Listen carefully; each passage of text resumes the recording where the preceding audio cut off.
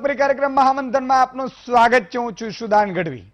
દેશભરમાં કોરોનાના કેસ વધી રહ્યા છે, તંત્ર સાવધાની રાખી રહ્યું છે, તો બીજી તરફ કેટલાક લોકોના મનમાંથી હજુ પણ કોરોનાનો ડર ગયો નથી। આ મહામારીમાં ગભરાવાની નહીં પણ સાવચેતી રાખવાની ચોક્કસ જરૂર છે। દેશમાં કેટલાક લોકોને કોરોના થઈ મટી પણ ગયો હશે અને તેમને ખબર પણ નહીં પડી હોય। એવામાં હવે કોમ્યુનિટી સ્પ્રેડ, હાર્ડ ઇમ્યુનિટી સહિતના વિવિધ તબક્કાઓ અંગે પણ સર્વે કરાઈ રહ્યા છે। બીજી બાજુ કોરોના સાથે જીવવાના સૂચનો અને દાવાઓ પણ કરાઈ રહ્યા છે। આ બધી બાબતો વચ્ચે ઝારખંડ સરકારે કોરોનાની મહામારીમાં માસ્ક નહીં પહેરનારને 1 લાખ રૂપિયાનો દંડ અને 2 વર્ષની જેલની સજાનું પણ એલાન કર્યું છે। આ નિર્ણયથી પ્રજામાં જાગૃતિ તો આવવાની વાત છે, સાથે સમાજમાં પણ એક નવો દાખલો બેસાડવાની સરકાર વાત કરી રહ્યું છે। અહીં એવા કેટલાક સવાલો પણ છે જે શું ખરેખર કોરોના આવે છેલ્લા સ્ટેજ તરફ આગળ વધી રહ્યો છે? શું કોરોના કાળમાં અને વર્તમાન સમયમાં લોકોને ઘણી તકલીફો પડી રહી છે? શું આપણી સાથે જ કોરોના રહેશે? આ સહિતના સવાલો પર છે આજનું મહામંથન મારી સાથે।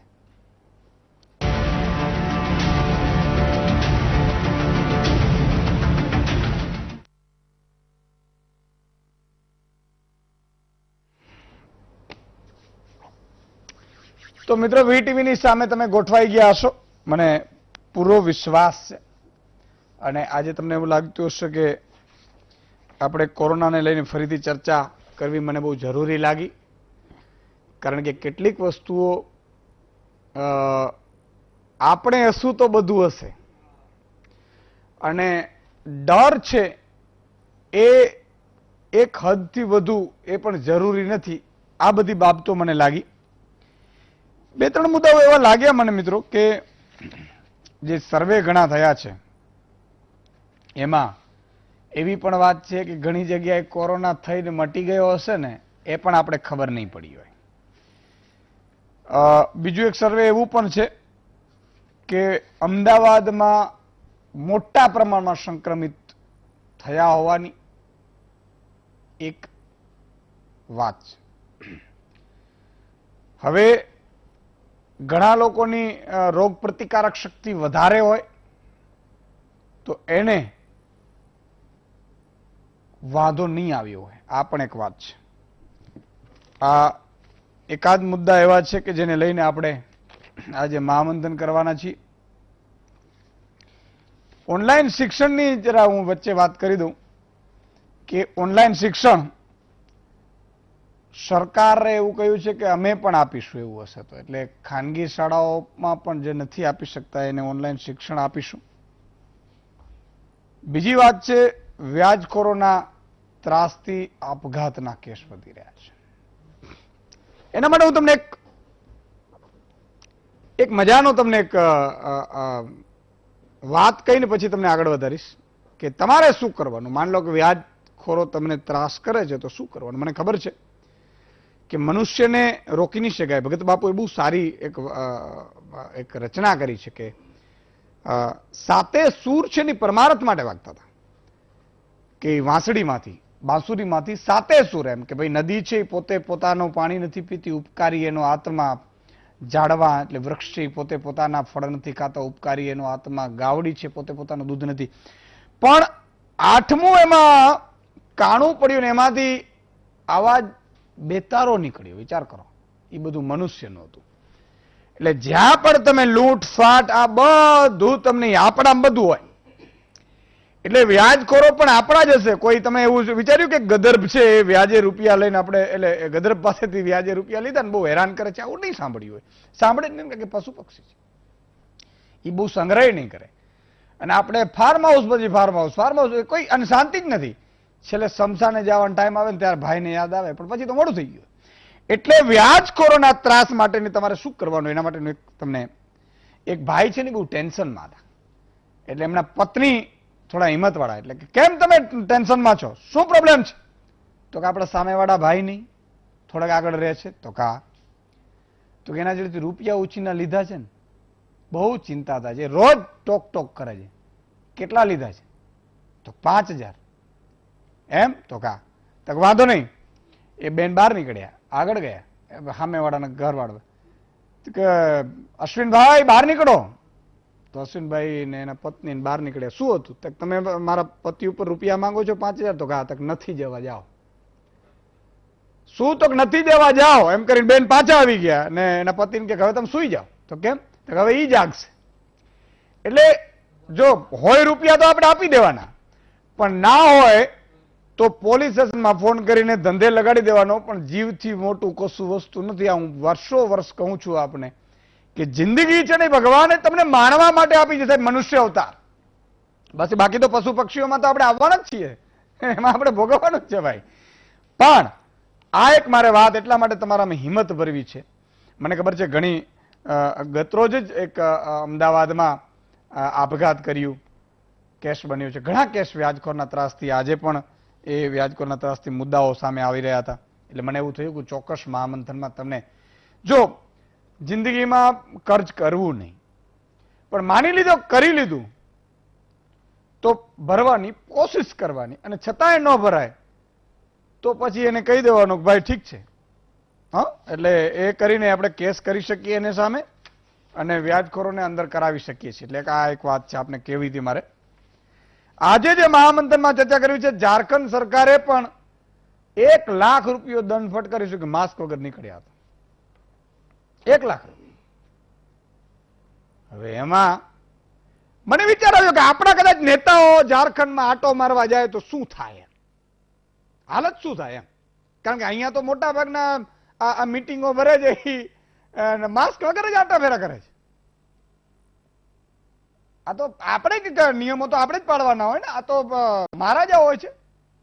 મને કોઈ કહ્યું, આપણે બહુ ખબર નથી, એ તો મહારાજા હોય છે કે તો હવે ચાલે એમ. ભારત જયારે દેશ સ્વતંત્ર થયું ત્યારે બધા કાયદા બધા માટે સમાન છે એવું કહેવામાં આવે છે. હવે આ આખી ઘટના છે હું એટલા માટે આપણે લઈ જાઉં છું કે એક તો કોરોના હર્ડ ઇમ્યુનિટી કોને કહેવાય એ પણ એક મારે આપણે સમજાવવું છે. એન્ટીબોડી શું છે એ પણ આખી વાત કરવી છે. અને સાથે સાથે જે અગત્યની વાત છે એ છે કે આ ચૂંટણીઓ હમણાં ઇલેક્શન કમિશને કીધું છે કે ભાઈ હમણાં નહીં કરી આ પેટા ચૂંટણીઓ. એટલે મારે બધાને વિનંતી છે કે આ સમાજો આગેવાનો મિટિંગો ચાલુ કરી છે ને હમણાં બંધ કરીને કોરોના માટે એને કરવા દો. સમાજમાંથી 2 ઉપડી જશે, તમને કાંઈ નહીં થાય, મને ખબર છે. થાય આપણે ઈચ્છીએ છીએ કોઈને ન થાય, પણ એટલા સ્વાર્થી લોકો છે આ સાહેબ, એ તમને ભેગા કરશે, ટોળે વાળશે. તમે દવાખાને જશો ને તેમ કહેશે એમ, ઓહો, પછી 2 દિવસ પછી આપણો જ દીકરો કે મારા પપ્પા તો વયા ગયા, ઓહો, બહુ દુઃખ થયું, બહુ દુઃખ થયું, બહુ દુઃખ. એટલે પણ કાકા મિટિંગો તમે લીધી હતી, આ તમારા પ્રતાપે છે, તો એ કઈ નહીં આવે એમ. અને એને પાછા પોલીસે નહીં રોકે, કલેક્ટરે નહીં રોકે. જોજો તમે, કોણ રોકે આમને ભાઈ. પણ મારી અપીલ છે કે આપણે બધા સારી રીતે કોરોના સામે લડીએ અને ઝારખંડ સરકારને પણ ચર્ચા કરીએ. 5 મહાનુભાવો આપણી સાથે જોડાયા છે. ડોક્ટર જીતુભાઈ પટેલ છે, કોંગ્રેસના નેતા છે. ડોક્ટર કમલેશભાઈ રાજગોર છે, ભાજપના નેતા છે. ડોક્ટર મિતાલીબેન વસાવડા છે, ડોક્ટર છે.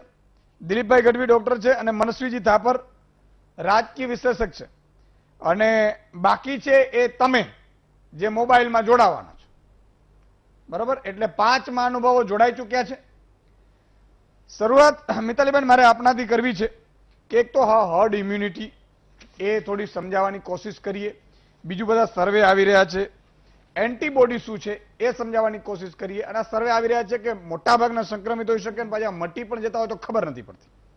રાઈટ. હવે આપણે એન્ટીબોડીઝથી સ્ટાર્ટ કરીએ તો એન્ટીબોડીઝ એ છે એ વસ્તુ છે જે સંક્રમણ કરવા વાળું ઇન્ફેક્શિયસ એજન્ટ આવે, એ બેક્ટેરિયા હોય, વાયરસ હોય, જે કંઈ હોય, એને આપણે મેડિકલ ટર્મ્સમાં એન્ટીજેન કહીએ છીએ. અને એની સામે શરીરનો જે રિસ્પોન્સ તૈયાર થાય, જે 2 ટાઈપની ઇમ્યુનિટી હોય છે, હ્યુમોરલ એટલે કે દ્રવ્ય ફોર્મમાં, અને જે સેલ મીડિયેટેડ ઇમ્યુનિટી, જે સેલ્યુલર ઇમ્યુનના સેલ્સ જે હોય છે, એ 2 પ્રકારની જે ઇમ્યુનિટી છે એમાંથી જે રિસ્પોન્સ આવે છે આ એન્ટીબોડીઝ છે. હવે નેક્સ્ટ ઇશ્યુ આવે છે હર્ડ ઇમ્યુનિટી. ઘણા લોકો આઈ નો કે આ વસ્તુને બહુ અબ્યુઝ કરી રહ્યા છે ફોર કોરોના. એમને ક્યાંકથી એવું ખબર પડી ગયું છે કે હર્ડ ઇમ્યુનિટી થઈ જાય એટલે પછી બધા everything is going to be fine ને કોઈને સંક્રમણ થશે નહીં. તો દરેક જે ઇન્ફેક્શન છે એ દરેકનું એક હર્ડ ઇમ્યુનિટી થ્રેશોલ્ડ નામનું HIT કરીને લેવલ હોય છે. કોરોનાના કેસમાં એ એનીવેર બિટવીન 60 અને 95% છે, જેનો મતલબ એ છે કે 60 થી લઈને 95% સુધી પોપ્યુલેશન જ્યારે આનાથી ઇન્ફેક્ટ થશે ત્યારે આ રોગના અગેન્સ્ટ આપણે હર્ડ ઇમ્યુનિટી ડેવલપ કરી છે એવું આપણે કહી શકીશું. હવે એ કેમ થાય છે? કારણ કે જે લોકો આને ઇમ્યુન થઈ જાય છે, યા તો એ રૂટીન ઇન્ફેક્શનથી ઇમ્યુન થાય, એમને સંક્રમણ લાગ્યું, એમના શરીરમાં રોગપ્રતિકાર શક્તિના એ સેલ્સ બન્યા, એન્ટીબોડીઝ બન્યા, એના પછી એ બીજાને ઇન્ફેક્શિયસ નથી રહેતા, એ ઇન્ફેક્શન બીજાને આપશે નહીં. કાં તો પછી જ્યારે પણ આનું વેક્સિન ડેવલપ થશે અને એ વેક્સિન આપણે કોઈને આપીશું તે વખતે આપણે એ પેસિવ ઇમ્યુનિટી આપી રહ્યા છે, કોઈ બીજા સંક્રમિતના એન્ટીબોડીઝને લઈને જેને રોગ છે, જેને ઇન્ફેક્શન છે એને આપીએ, કાં તો પ્રિવેન્ટિવલી આપીએ જેને નથી થયું એટલે કે એના શરીરમાં સંક્રમણ થયું છે એવી ક્રિયાઓ થઈને પેસિવલી એના અંદર એન્ટીબોડીઝ આવે. એવા લોકો પણ એમને ઇન્ફેક્શન થવામાં પણ તકલીફ પડે એટલે ઇઝીલી થાય નહીં અને એ બીજાને પાસ ઓન પણ ના કરે એટલે નોન ઇન્ફેક્શિયસ થઈ જાય. હવે એક રૂમ છે, આ જે વાયરસ છે એકથી બીજા મનુષ્યને ફેલાય છે. જેવું તમારા 5 લોકો એમાંથી ઇમ્યુન થઈ જશે ફોર એક્ઝામ્પલ, એટલે 50% પોપ્યુલેશન ઇમ્યુન થઈ જાય તો એ 5 વ્યક્તિઓ ગેમમાંથી બહાર હટી જાય છે. એ લોકો પછી એમને સંક્રમણ લાગે નહીં અને એ સંક્રમણ પાસ ઓન પણ ના કરે. એટલે બીજા જે 5 છે, એટલે તમે જેમ જુઓ છો તો આ ડિઝીઝનો જે ચેન છે એ ચેનમાં બ્રેક્સ લાગી જાય છે જેટલા લોકો આને ઇમ્યુન થાય છે એટલા લોકોથી. પણ કોરોનાના કેસમાં આ વસ્તુ એપ્લિકેબલ છે કે નહીં, કેટલા સમય માટે છે એ પણ જોવાનું જરૂરત છે. બીકોઝ કોરોનામાં એકવાર સંક્રમણ થાય તો બીજી વાર ફરી 6 વીક્સ રહીને કે 8 વીક્સ રહીને ફરી તમે એને સસેપ્ટેબલ થાવ છો કે નહીં, ફરી તમને સંક્રમણ લાગવાની શક્યતા કેટલી છે એ બધું હજી જોવાનું બાકી છે. જેમ આપણે યુરોપમાં જોઈએ તો એક વેવ આવ્યું, ઘણું ખરાબ થયું, પછી એમાં હર્ડ ઇમ્યુનિટી જેવું કિક ઇન થયું એવું લાગ્યું, કેસીસ ઓછા થવા માંડ્યા, મોર્ટાલિટી ઘટી ગઈ અને અમુક યુરોપિયન કન્ટ્રીઝમાં હવે ફરીથી જે સેકન્ડ વેવ આપણે કહીએ છીએ, જે કે આપણે સ્પેનિશ ફ્લૂમાં પણ જોયો હતો, એવો સેકન્ડ વેવ અત્યારના આપણે જોઈ રહ્યા છે એ કન્ટ્રીઝમાં. સિમિલરલી આપણે ત્યાં કઈ રીતે એ આગળ વધે છે એ જોવું જરૂરી છે. અને અગર આપણે એમ કહીએ કે હર્ડ ઇમ્યુનિટીથી આપણે હજી બહુ દૂર છે તો પછી આપણે માસ્ક પહેરવા, સેનિટાઈઝર વાપરવા અને એ બધા જ પ્રિકોશન્સ લેવા બહુ જ જરૂરી છે. સરકાર, પોલીસ આપણને કહે કે ના કહે પણ આપણે અંગત રીતે જેટલું કરી શકીએ એટલું ઓછું છે. એટલે બધાને હું એ જ અપીલ કરીશ કે આ થાય ને થશે ને કોઈ બીજાને થશે એવું વિચાર કરીને એવા વિચાર બંધ કરો. જેને થાય છે એમની સ્થિતિ બહુ જ ખરાબ થાય છે, લોકો ખરાબ રીતે આમાં ભોગ પણ બને છે. એટલે બી કેરફુલ અને ટેક ધ પ્રિકોશન. બિલકુલ બિલકુલ, બહુ જ સાચી વાત કરી. બહુ જરૂરી હતું આ સમજવાનું. એટલે મિત્રો એમાં તમને ખ્યાલ આવી ગયો હશે. જીતુભાઈ, તમારી પાસે આવવા માંગુ છું કે જે રીતે કોરોનાના કેસો વધી રહ્યા છે, અલગ અલગ સર્વે આવી રહ્યા છે, બીજી બાજુ તમારા ટેકાની સરકાર ઝારખંડમાં એણે ₹1,00,000 માસ્કનો દંડની પણ કરી.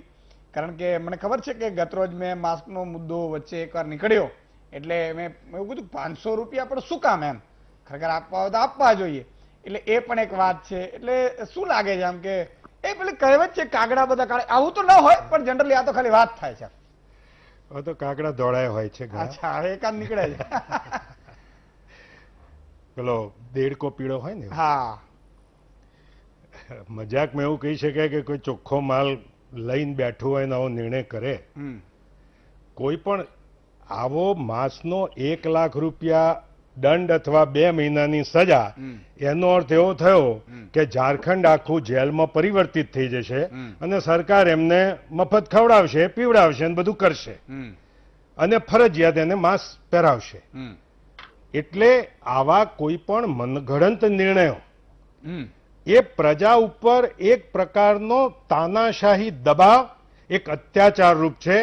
કેવળ અને કેવળ એક લોક શિક્ષણના માધ્યમથી મહાત્મા ગાંધી જો એક અહિંસાની ચળવળ થકી આ દેશને આઝાદ કરી શકતા હોય અને સમગ્ર સમાજને, ત્યારે તો આ ટીવી નહોતું, છતાં પણ જો જાગૃત કરી શકતા હોય તો આપણે બધાએ સાથે મળી અને પ્રજાને બતાવવું પડશે કે prevention is only the cure four corona. અને પ્રિવેન્શન એટલે માસ્ક પહેરો, સેનિટાઈઝર વાપરો, અંતર રાખો, ડિવાઇડેડ વી લીવ, યુનાઇટેડ વી ડાય. આપણે બહુ ભેગા રહીશું તો આપણને નુકસાન થશે. એટલે આ નિર્ણય એક ખરેખર મનગઢંત નિર્ણય છે. એ જ પ્રકારે ગુજરાતમાં પણ જે રીતે ₹500 દંડ થાય છે, મને એમ લાગે છે કે 10 રૂપિયાનું માસ્ક આપી દો, એને શિક્ષણ આપો, એનાથી વધારે લોક જાગૃતિ આવશે. વાહ. પ્રજાને લૂંટવાથી ક્યારે કોઈ પ્રશાસન મોટું થઈ જતું નથી. હવે જ્યારે કોરોનાની વાત કરીએ તો કોરોનામાં તો એવું છે કે તમે ભવની ભવાઈ એક પિક્ચર આવ્યું હતું, આવ્યું હતું? આ ગંધ બંધ કરો, ગંધ કેમ નથી થઈ, એમ કોરોના અટકાવો, કોરોના કેમ અટક્યો નથી, નાકડા અટકાવો, નાકડામાં મેની. આ બધું ચાલતું ચાલતું છે તળિયા લેવલે આવે એટલે જો ગણિતનું નોબેલ પ્રાઇઝ આપવું હોય ને તો આપણા અધિકારીઓને આપવા જેવું છે. આહા. કેવી રીતે આંકડા ઓછા કરી શકાય એની માસ્ટર કી આપણા અધિકારીઓ જોડે છે. એનો સીધો સાદો દાખલો કે ગુજરાતમાં ગઈકાલે 10,024 ટેસ્ટ થયા, એમાંથી 1,020 પોઝિટિવ નીકળ્યા. એનો અર્થ કે 10% લોકો તમે રેન્ડમ ટેસ્ટ કરો છો એના પોઝિટિવ છે. તમારે ગુજરાતની અંદર આઈસીએમઆર તો એવું છે કે નિર્ણય બદલવાનો વર્લ્ડ રેકોર્ડ આઈસીએમઆર નો છે.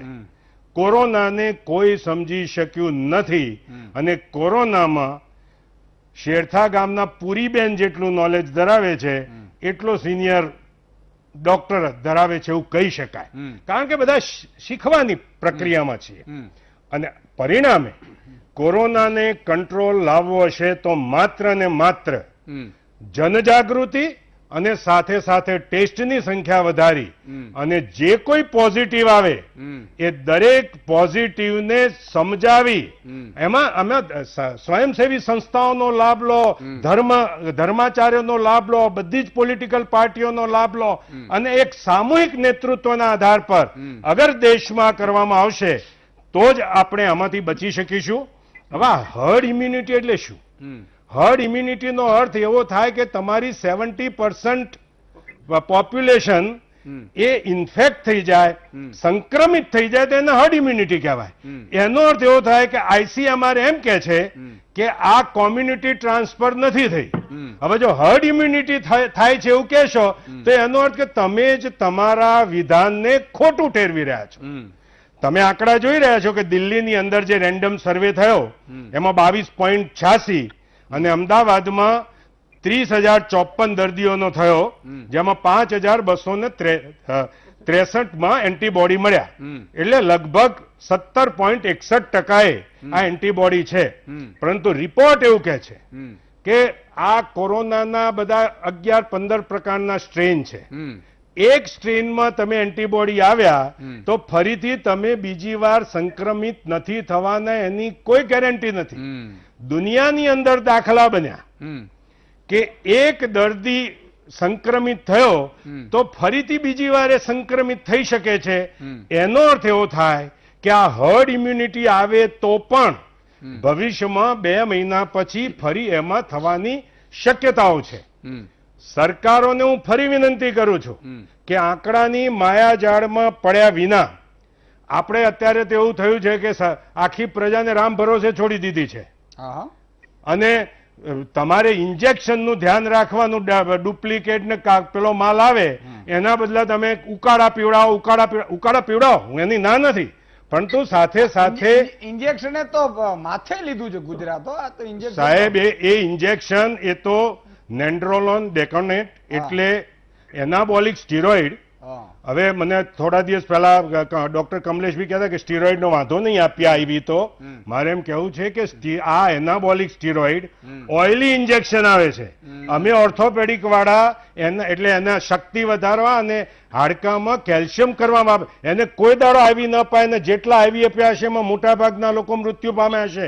એટલે આનો સર્વે થવો જોઈએ અને જો એ મૃત્યુ પામ્યા હોય તો જવાબદાર બધા લોકોને, આ તો આડ વાત થઈ, એ બધાને આપણે દંડિત કરવા જોઈએ. નહીતર તો પ્રજાની આરોગ્ય સાથે ચેડા કરવા એ કોઈ પણ સંજોગોમાં ન ચલાવાય. અને તમે કહો કે અમે એક શોધ્યું, પણ એક તો ડોક્ટરે દેવાંગ શાહ નામના એક ડોક્ટરે એને અભિનંદન આપીએ કે જે કામ સરકારનું તે ડાક્ટરે કર્યું. ડાક્ટરે કર્યા પછી એ કેટલા અપાઈ ગયા, કોને અપાઈ ગયા, કોણે લીધા, એની દશા શું છે, એ ક્યાં છે, એ જ્યાં સુધી તપાસ ન કરીએ ત્યાં સુધી આપણે પણ ગુનેગાર છે. એમાં હું પણ આવી ગયો. બરોબર. સમાજના એક વ્યક્તિ તરીકે આપણે કેવી વ્યવસ્થા આપણે ઉભી કરી છે સમાજ જીવનમાં, કે સમાજ જીવનમાં એવી વ્યવસ્થા હોવી જોઈએ કે જ્યાં પ્રજાની આરોગ્ય સાથે ચેડા કરનારને એવી સજા થાય કે કોઈ એની હિંમત ન કરી શકે. બહુ સાચી વાત કરી. એટલે જસદણના એક રાજા હતા, આલા ખુમા.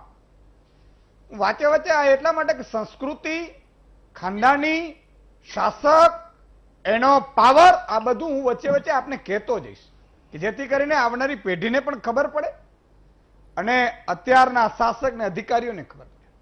હવે આલા ખાચર હતા. હવે એમણે સાહેબ એમના સંબંધી એટલે મામા જ હતા, એમણે એક રૈયત પર અત્યાચાર કર્યો એટલે પ્રજા ઉપર થોડી વસ્તુને લઈને, અને પછી એ પ્રજા છે એના દરબારમાં આવે છે. નાનો દીકરો હતો આલા ખાચર. એમણે પૂછ્યું કે ભાઈ શું થયું, શું તકલીફ છે? તો કે હેરાન થાય છે. એટલે મામાને બોલાવે. મામા તમે હેરાન કરો છો? હજુ તો નાનો હતો રાજા, સમજો તમે. તો કે એ તો પ્રજા છે, રૈયત છે, એ તો ચાલ્યા કરે. સાહેબ એને હુકમ કર્યો એના સૈનિકોને કે આને ખીલા ધરબી દેવામાં આવે. એની માં ચીસો પાડતી આવી કે બેટા ભાણેજ, તું ભાણેજ થાય તો કાયદો છે ને સાહેબ એ બધા માટે સરખો છે. મારા દરબારમાં આવું ન થવું જોઈએ. સાહેબ એને સગા મામાને ખીલીએ ધરબી દીધા હતા. કેમ ચોરી નથી થતી? અને એટલા માટે આ ઇન્જેક્શનમાં સાહેબ, આ ઇન્જેક્શનમાં જો કાઢવામાં આવે તો હું એમ કહું છું કે 24 કલાક નો થાય. અને એટલા મોટા માથાઓ અંદર જાય અને પછી ફોન સ્વિચ ઓફ કરીને બેસી જવાનું. જુઓ તમે મજા. આમ કરવું જોઈએ કામગીરી. કમલેશભાઈ, રોજ ઇન્જેક્શનો આવે, રોજ આમ થાય. આમણે બહુ સાચી વાત કરી જીતુભાઈને કે ઝારખંડની સરકાર એની પોતાની સરકાર છે, એમ કોંગ્રેસના ટેકેદારની છે, છતાં એને કીધું કે મનગઢત નિયમ છે, આ કહેવાની તાકાત હોવી જોઈએ. 500 રૂપિયા માટે પણ એમણે કહ્યું છે કે 500 રૂપિયા ક્યાંથી આવે. મેં એવું સાંભળ્યું છે, વિજયભાઈને ખબર પડી કે આ 500 એટલે એનો ઠપકો આપ્યો છે, એવી વાત છે, ખબર નથી. હવે આ તો બધી અંદરની વાતો હોય. પણ અધિકારીઓ કે મારે પેલો કાલે ફોન લાઈનમાં જોડ્યું હતું કે ટાર્ગેટ આપ્યું છે પોલીસને. કમલેશભાઈ, ખરેખર કરવું શું છે? આપણે કોરોનાને મટાવવું છે, જાગૃતિ ખરેખર ફેલાવી છે, કે પછી આ કોરોના કાળમાં રૂપિયા ભેગા કરવા છે, કે પછી ઇન્જેક્શનોના કાળા બજારો થાય એને માત્ર એકાદને પકડીને કોઈ તળિયા સુધી જાતું નથી. અરે મોટો માણસ હોય, મોટો કંપનીનો માલિક હોય તો શું થઈ ગયું? ગુજરાતની જનતાને હેરાન કરનાર એક પણ ચમરબંધી છટકવો ન જોઈએ. આવી નેમ ક્યાં છે કમલેશભાઈ? ઈશુદાનભાઈ, પહેલા તો હું તમને સ્પષ્ટ કહું છું કે જે ઇમ્યુનિટી, હર્ડ ઇમ્યુનિટીની જે વાત થાય છે એ વાતની અંદર ઘણા બધા ડોક્ટરોને એન્ટીબોડીઝ ટેસ્ટ થયા. ઘણા બધા ડોક્ટરો, સરકારી ડોક્ટરો પણ એમાં સામેલ છે. અને એમાં જાણવા મળ્યું કે ઘણા ડોક્ટરો સંક્રમિત નતા થયા, કોરોના નથી થયો એમને, છતાં પણ એ લોકોની એન્ટીબોડીઝ ટેસ્ટ પોઝિટિવ આવ્યા એટલે એન્ટીબોડીઝ બની ગયા. જનરલી એન્ટીબોડીઝ 28 દિવસે બનતા હોય છે. અને આ એન્ટીબોડીઝ કેટલા સમય રહેશે એમના શરીરમાં અને એ રોગને સામે પ્રતિકાર કરવાની શક્તિ એમનામાં ડેવલપ થઈ ગઈ એવું આપણે માનતા હોઈએ છીએ ટર્મિનોલોજી અથવા મેડિકલ ટર્મિનોલોજી પ્રમાણે. એટલે આવા ઘણા ડોક્ટરોના ટેસ્ટ થયા છે. ઘણા ડોક્ટરોને ખબર નથી છતાં બી સામેથી કહેવામાં આવ્યું હતું કે ભાઈ તમારો ટેસ્ટ થઈ ગયો છે અને તમને એન્ટીબોડીઝ પણ થઈ ગયા છે, તમે પ્લાઝમા ડોનેટ કરવું હોય તો તમે હવે લાયક છો. અને આવા ઘણા કિસ્સાઓ મેં અમદાવાદમાં પણ ડોક્ટરો દ્વારા સાંભળ્યા છે. એટલે હર્ડ ઇમ્યુનિટી કેટલા પ્રમાણમાં ડેવલપ થશે, એ હર્ડ ઇમ્યુનિટી ચાલશે, કેટલા વર્ષો સુધી ચાલશે, આ જેમ જીતુભાઈએ કીધું એમ એક સ્ટ્રેન છે, બીજા સ્ટ્રેન માટે શું થશે? કેમ કે ઓસ્ટ્રેલિયાની અંદર, આખા ઓસ્ટ્રેલિયાની અંદર ફરીથી લોકડાઉન કરવું પડ્યું. ફરીથી જે લોકો સંક્રમિત થયા હતા એ જ પાછા ફરીથી સંક્રમિત થવા માંડ્યા. એટલે ચોક્કસ ક્યાં શું થશે એ ખબર નહીં.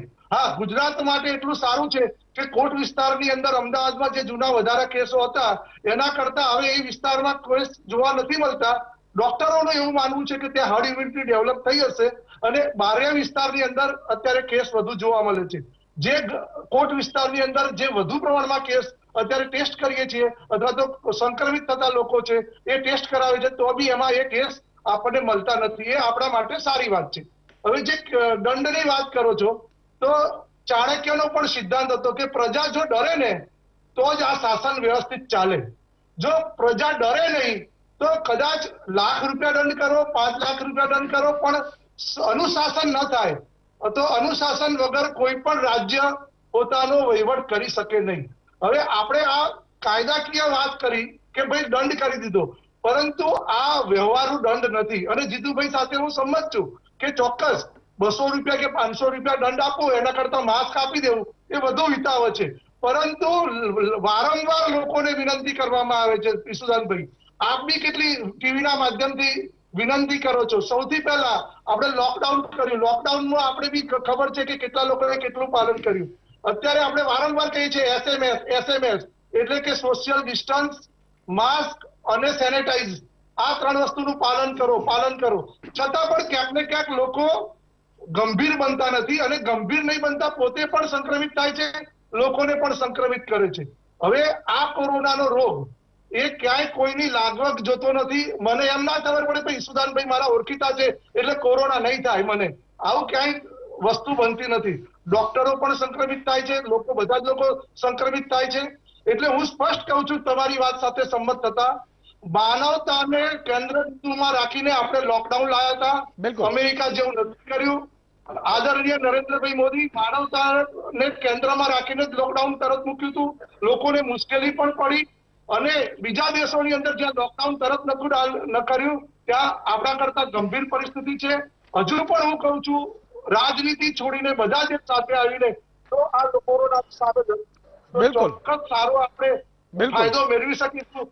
માનવતા જે નેવે મૂકી દે છે, માનવતાનો ટેસ્ટ જે નેગેટિવ છે જેનાના લોહીની અંદર, એ લોકો આવા કૃત્યો કરે છે. બોગસ ઇન્જેક્શનો, ભ્રષ્ટાચાર બધા જ લોકો કરે છે. એમાં હું એવું નથી કહેતો કે ભારતીય જનતા પાર્ટી કે આ party with difference Bharatiya Janata party છે, પરંતુ રાજનીતિની અંદર બધા જ લોકો ક્યાંક ને ક્યાંક માણસના મનની અંદર આપણે પહેચ્યા નથી. ઈશુદાનભાઈ, તમે બી સાક્ષી છો કે કોઈ પણ વ્યક્તિ હોય એનું મન મેલું હોય તો ચોક્કસ આવા કૃત્યો કરે છે. એને કડકમાં કડક સજા હોવી જોઈએ અને સબરા ગુનાઓની નબળી સજાઓ હોય છે ત્યારે ચોક્કસ ગુનાઓ વધતા હોય છે.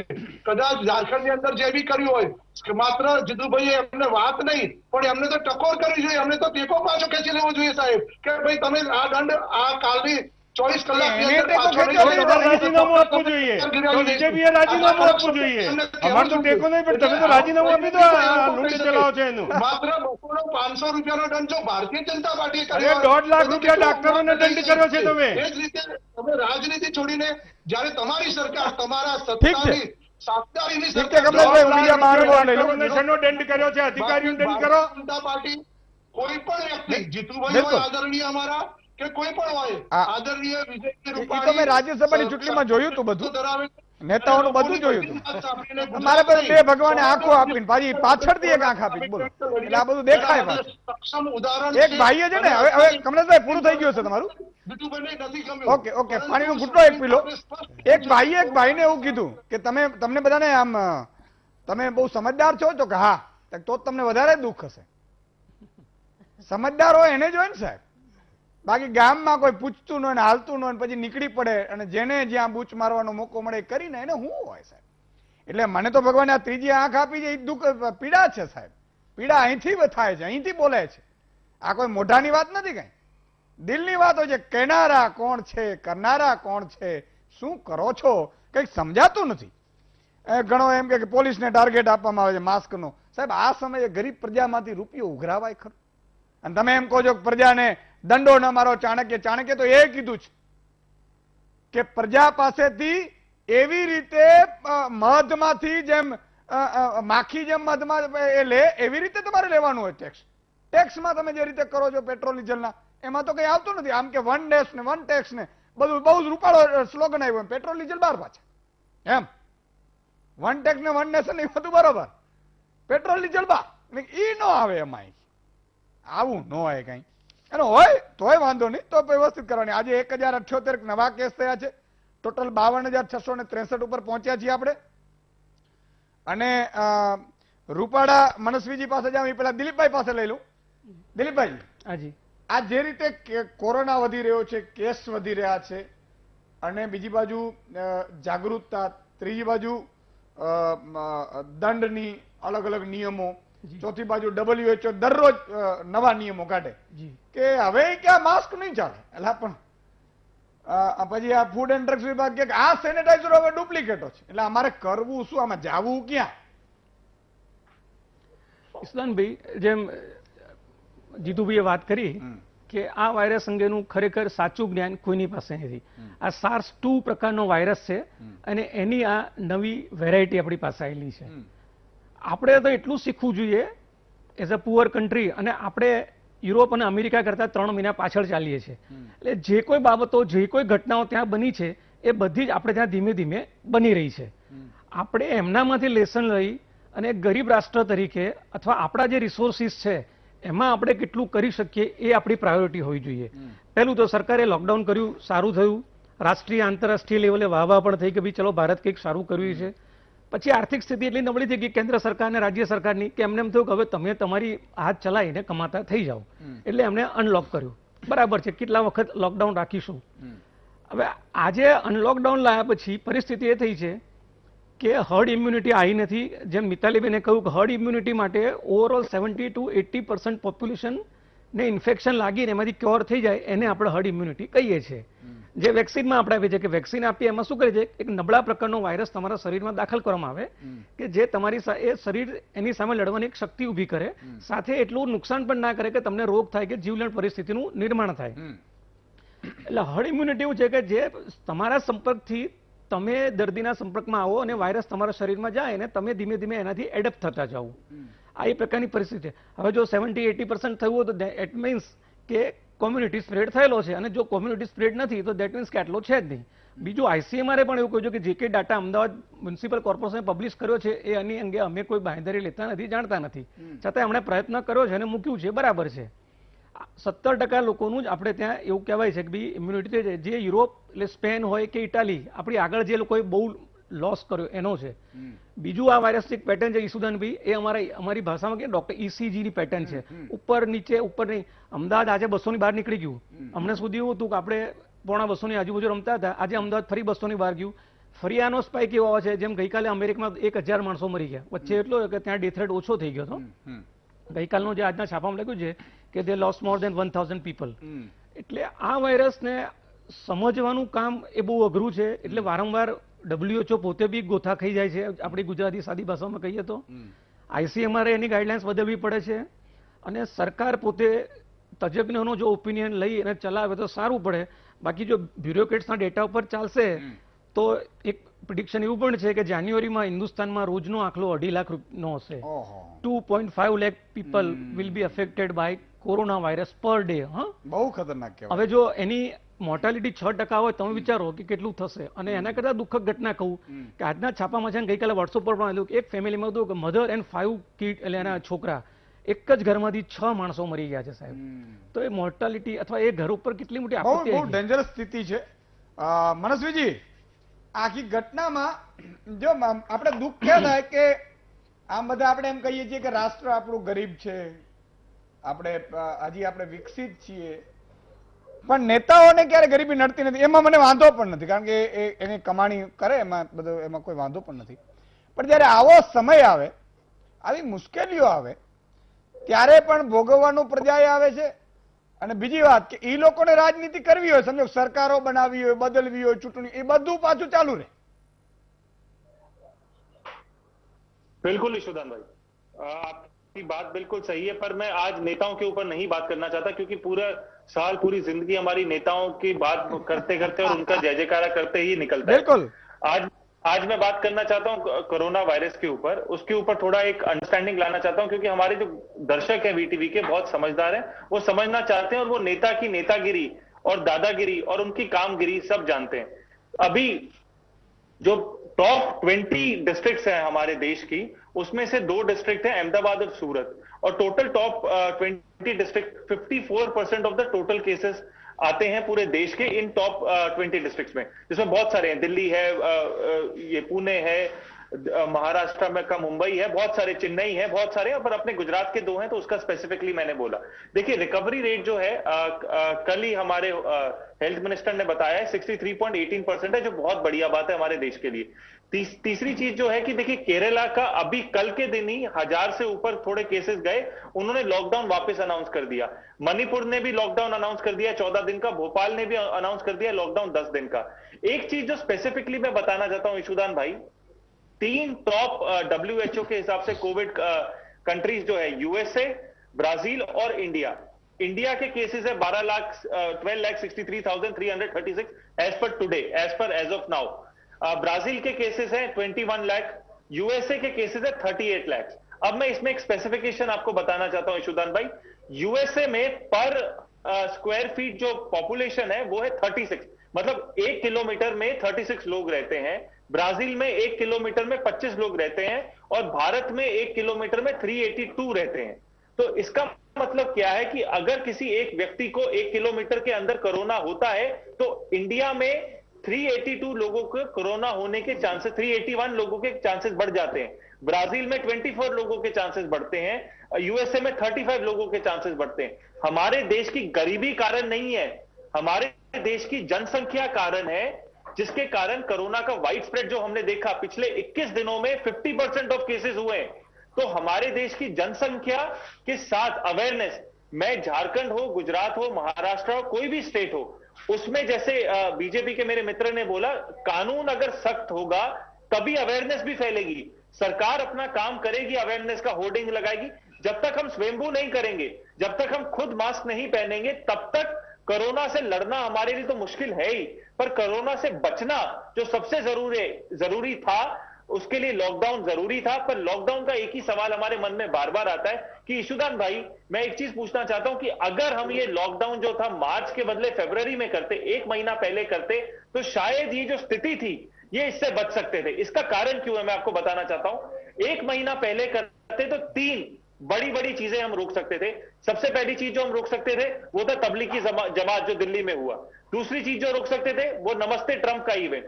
तीसरी चीज रोक सकते थे वो था मध्य प्रदेश में सरकार बनाना।